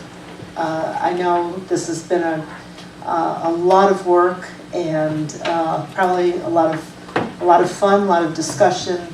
I'm sorry, Mrs. Crabtree, Mrs. Zapp, Mr. Brassel, all of you. Mr. Long. Mr. Longs, I'm sorry, he was hiding behind the podium there. Mr. Brassel. If I may, You may. very quickly, Yes. we would have done much better. Turn back. I just want to say that I learned earlier this afternoon that Dan may be called to Decatur tomorrow because there's another school district that needs some assistance with a similar program, and I just think we'd be remiss if we didn't point out what a wonderful job he did encouraging and consulting us through this process as we learned and as we went. So Dan, thank you very much. Thank you, Mr. Brassel. Thank you, Dan. We know what you are all doing behind the scenes and working very hard. So thank you. It is my hope that we can move all this forward. Rest assured, this board is committed to taking these recommendations very, very seriously. Staff is devoted to that as well. And we're in the process of searching for a permanent superintendent, and we've been very clear about our desire to have our new superintendent carry on this work. We're not going to reinvent the wheel just because we have a change in leadership. We've made it very clear that this is going to continue moving forward, and we've emphasized how important that is to us and to the whole District 200 community. So thank you so much. I don't know if any other board members wish to make a comment. Mr. Froman? And Brad and I talked this morning about splitting up our response to the presentation of the board. I made kind of a joke a little bit about the compensation we get being board members and the challenge to face the challenges which we've all recognized. But in reality, it's not a joke. There is great compensation being a board member. Honoring the gymnastics team that was here just as an example of some of the benefits we all share in being board members. When we have students come up with great achievement in academics, in the arts, in sports, and in community service, that's compensation to us. And the compensation I had in serving on this facilitating team is immeasurable. To see the devotion, the spirit, the pride, the hard work that every member of this facilitating team put into this communication process is compensation beyond my words. And I was very proud to be a member of it. And Liz and Scott, you were tremendous as co-chairs. You have different personalities, but you complemented each other so well. Erica and her staff did a great job. And you've already recognized some of the members of the facilitating team. I wish all of you could be here tonight. And Dan, thank you very much for guiding us through this process. With that compensation comes a responsibility for me and I think for our entire board. Receiving this report is the first step. We have a policy that when we are engaging in a fundamental policy effort, that we receive the information, which we are tonight. We digest it, and at the next board meeting, I hope we would have a discussion about this recommendation report and what we are going to do to implement the recommendations in that report. And then the third step is to take the action. But it doesn't end there.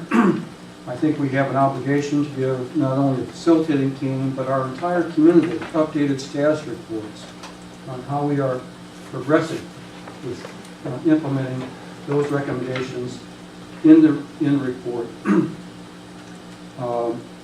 And we have an obligation to the community to faithfully accept the recommendations, give them careful thought and consideration, as I'm sure we will, and prioritize the recommendations, which is going to be our responsibility as board members. That's what we would like to do.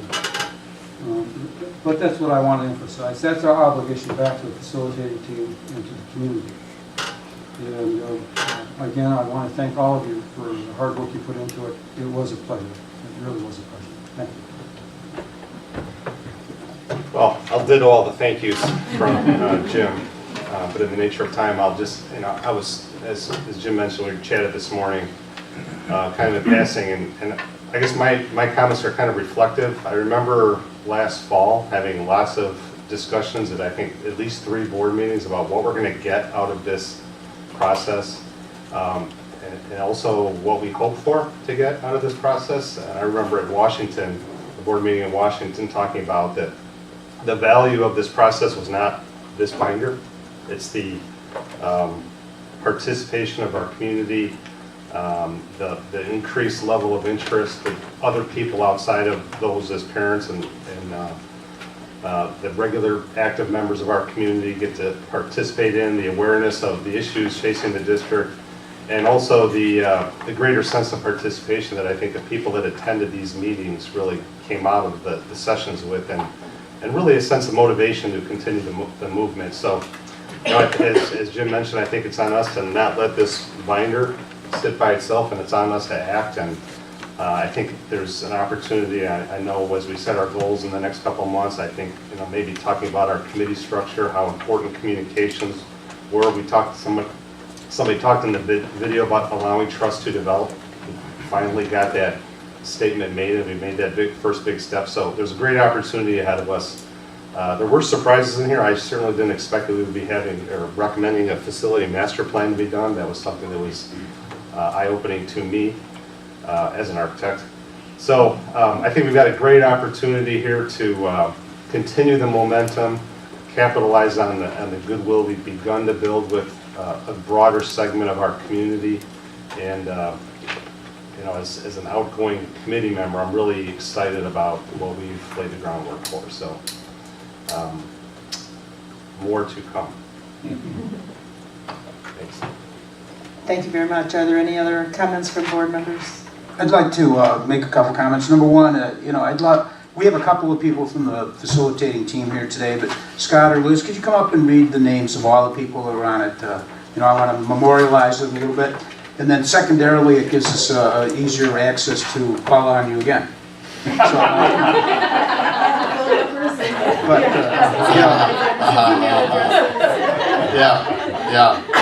And listen, and some of you weren't bashful about that through this process, so I can appreciate that. So myself, Scott Brown, and Liz Corey were the co-chairs. And then what I'll do is I'll read the names and then the communities the cities that they reside in. Chris Crabtree from Winfield.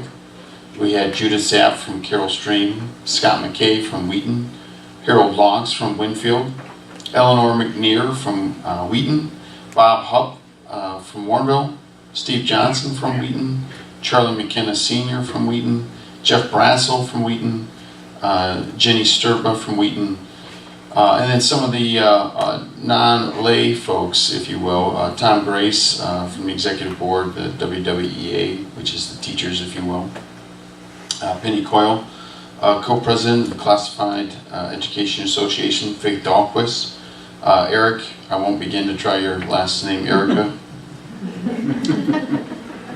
Bill Farley, Dr. Tarina, principal of Weisbrook, Dr. Harris, the past superintendent, and then our two board representatives, Jim Broman and Brett Paulson. So, There you go. Thank you all for that. And, you know, I think one other byproduct of this is we're in the business of education. And I think the other side of this, we've gotten recommendations from you, but I think that the community has learned a lot.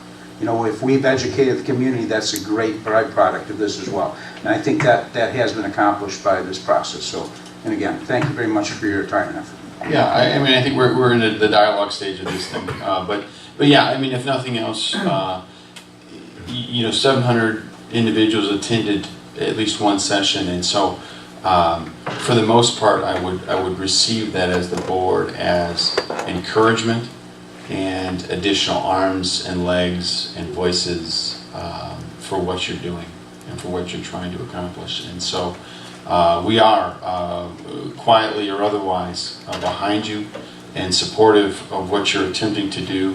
And if not, we'll vote the other way next time, right? But be encouraged. So there you have it. Mr. Brown, we might not be able to, as Mr. Matheson would like, call on our 2 student representatives. Yes. To work next year or whatever. You know, we'll have to give them a chance to get through college. But would you mention their names as well? Yes. Help me out, Eric. We had John and Leah, right? John was from Wheaton South. John Salick and Leah's Leslie. Leah Schwartz. Schwartz from Wheaton North. Yeah, absolutely. Thank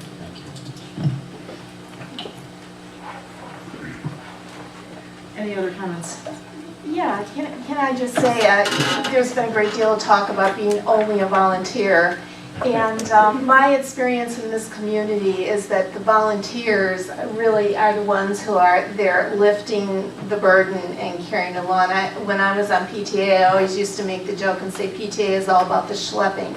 And really, even just showing up at the Engage 200, you could see the sheer amount of just even physical work and logistics that were required for that, not even talking about all of the mental focus that all of you put into it. So thank you very much for that. And for me, it was such a great opportunity to sit there and listen to those comments and really get an insight into the heart of our community and understand that, validate that the heart of our community is very true and very good. It was so warming to hear the way that the community embraces the diversity in our community and values it. And that they do value the resources that they put into our schools and that they understand the challenges of those resources. So I was very heartened by it and just made me feel very proud to serve this community. And that was because of all of the work that you did. So thank you very much. I also want to thank you. I have a little inkling of what the amount of work and those meetings, and just to come up with, a phenomenal, with the sessions, the topics, and then to put it together with a whole report. It's really giving us a direction. And I think the biggest thing I've come away from is that those 700 people, and once they were educated, they are totally, behind us and want the improvements and would vote, agree, whatever it takes to get them. So all we have to do is figure out how to reach everyone else. That is the key thing, and then educate them, and we'll, we're going to have a community that's 100% behind us. So thank you. Okay, anyone else? Mr. Gambiani, anything to say? Okay. Alrighty, well, thank you very, very much again for your report and for taking on the challenge. We appreciate everything you've done, and we will not let it just kind of be a report that sits on a shelf. You can guarantee that. So. Thank you.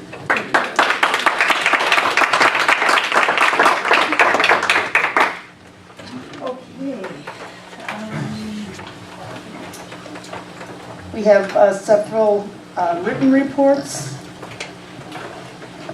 from the staff, the monthly financial reports and freedom of information requests. Are there any questions any board member has on any of those reports? Okay, reports from board members. Are there any? We've already heard from the finance committee. We've already heard from the community engagement committee. I don't know, do we have any other board reports? I do have one request for the board, and that's it's going to be time pretty soon to reassign, if you wish, adopted schools, or if you want to keep the same school for a second year. Let me know your wishes, and we'll get that rolling hopefully before the school year starts, so that if you want to take part in any opening day activities at the schools, you'll have the ability to do that. Okay, so that's something for next time. Okay, topics for future discussion. We will have a public hearing on the 2014-2015 budget. That's going to be August 13th, correct? The public hearing? Yes. Obviously, the budget approval is expected for the meeting in September. And then we will have a discussion of the Engage 200 final report. Our next regular meeting is August 13th at 7:30 here at the School Service Center. And now we're to the point where we're having public comments on non-agenda items. Please use the microphone. State your name and address and address your comments to the board. Limit your comments to 3 minutes. And be factual and courteous. Do not include statements that are personally disrespectful or condescending to members of the board or staff. We strive to make the best decisions for the district, and public input in a variety of venues is very helpful. So I'm going to call on, is that Carolina Villalobos? Please state your name and address. Thank you.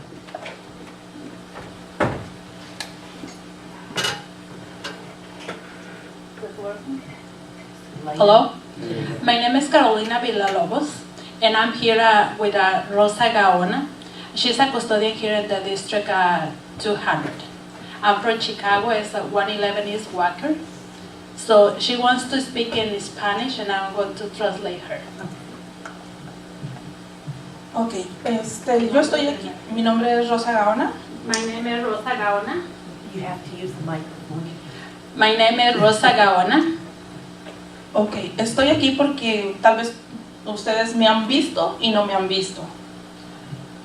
I'm here because maybe you see me, but I'm invisible.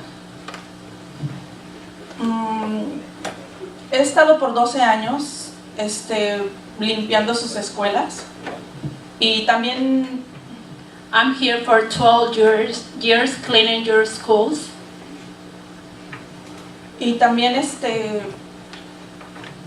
mis hijos han pertenecido a este distrito, y por lo que les doy las gracias por todo lo que han hecho en su educación. And I want to thank you because my kids came to these schools too. So I'm very proud what you've done for them. Pero ahora estoy aquí para pedirles algo más. I'm here for asking something else. Fui hacia mi manager y él me dijo que ustedes eran los que podían proporcionarme una aseguranza médica. I went to GCA and I'm asking for a health insurance, and GCA say they not have anything for the custodian. So that's why I'm here to asking you guys for that. Ahora en este momento no cuento con una aseguranza médica, por lo que estoy en el aire y expuesta a todos los microbios que yo limpio en sus escuelas. Now I don't have a health insurance, and I'm exposed to everything else in the schools, and also I came to work sometimes with are sick because I don't have a health insurance. No pido mucho. También tengo un salario que no me alcanza para proporcionarme yo una aseguranza. I'm not asking for that much. I got a very, very low salary, and I can afford my health care insurance. Y no sé, me gustaría si ustedes me pueden dar una respuesta. Yo vi ahorita todo lo que proporcionan para las escuelas y estoy muy feliz de todo lo que hacen. I want to know if you have an answer for what I'm asking, and in the same way, I'm very happy because tonight I see what you've done for all our schools, and I'm very proud for that. Y me gustaría que en ese poquito que nos contaran a nosotros, somos como 60 trabajadores que estamos en el aire. I would like to make a stop and think and all the custodians. We are only like 60 custodians working here, and we, I don't know where with the health insurance, so we need definitely to have some help for you guys. Se los agradecería mucho porque también no tenemos días de enfermedad, cosa que a veces le pensamos no para enfermarnos,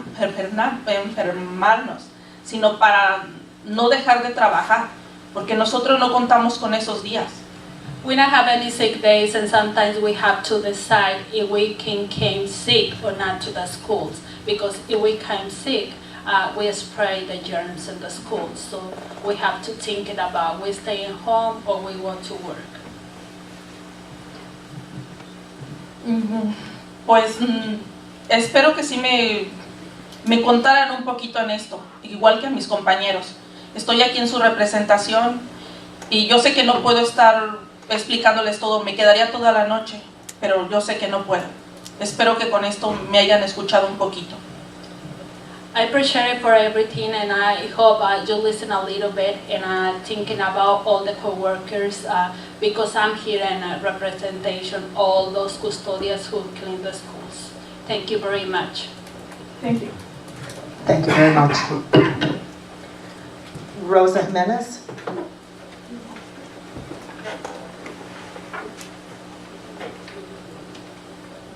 So I have to translate her too. You do? Hi, my name is Rosa Jimenez. Igual que Rosa Gaona, yo vengo a lo mismo. Mi name es Rosa Jiménez. Igual que mi compañera, es lo mismo. O sea, no nos benefician en nada. I'm here for the same reason. I'm a custodian here in the District 200, and I'm asking for the same Rosa Gaona asking, so we don't have any type of benefits. No tenemos aumento desde hace 4 años. No nos han aumentado ni un 5. Ahorita nos quieren aumentar 15 centavos. I want to address to you when I have a raise for a few years, and I heard this year only we're going to have a 50-cent raise, so I'm here to asking for a little more. También tengo 10 años trabajando para la compañía y yo creo que hacemos un buen trabajo como para que se nos haga aunque sea conciencia de lo que estamos haciendo. I'm working for the district for the last 10 years, and I think we're doing a great job in the school, so can you please pay attention to us? Thank you. Thank you very much for your time. Thank you very much.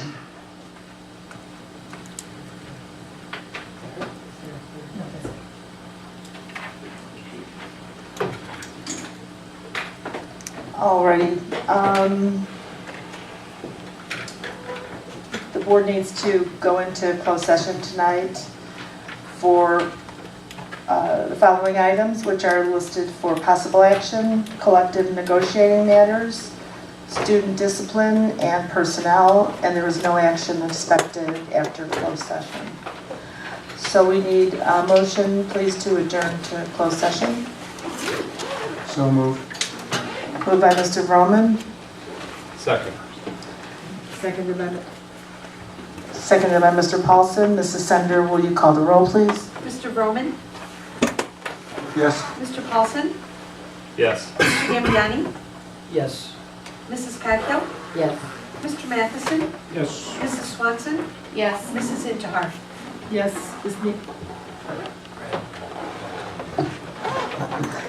Yes, this meeting is adjourned. Thank you for coming out tonight.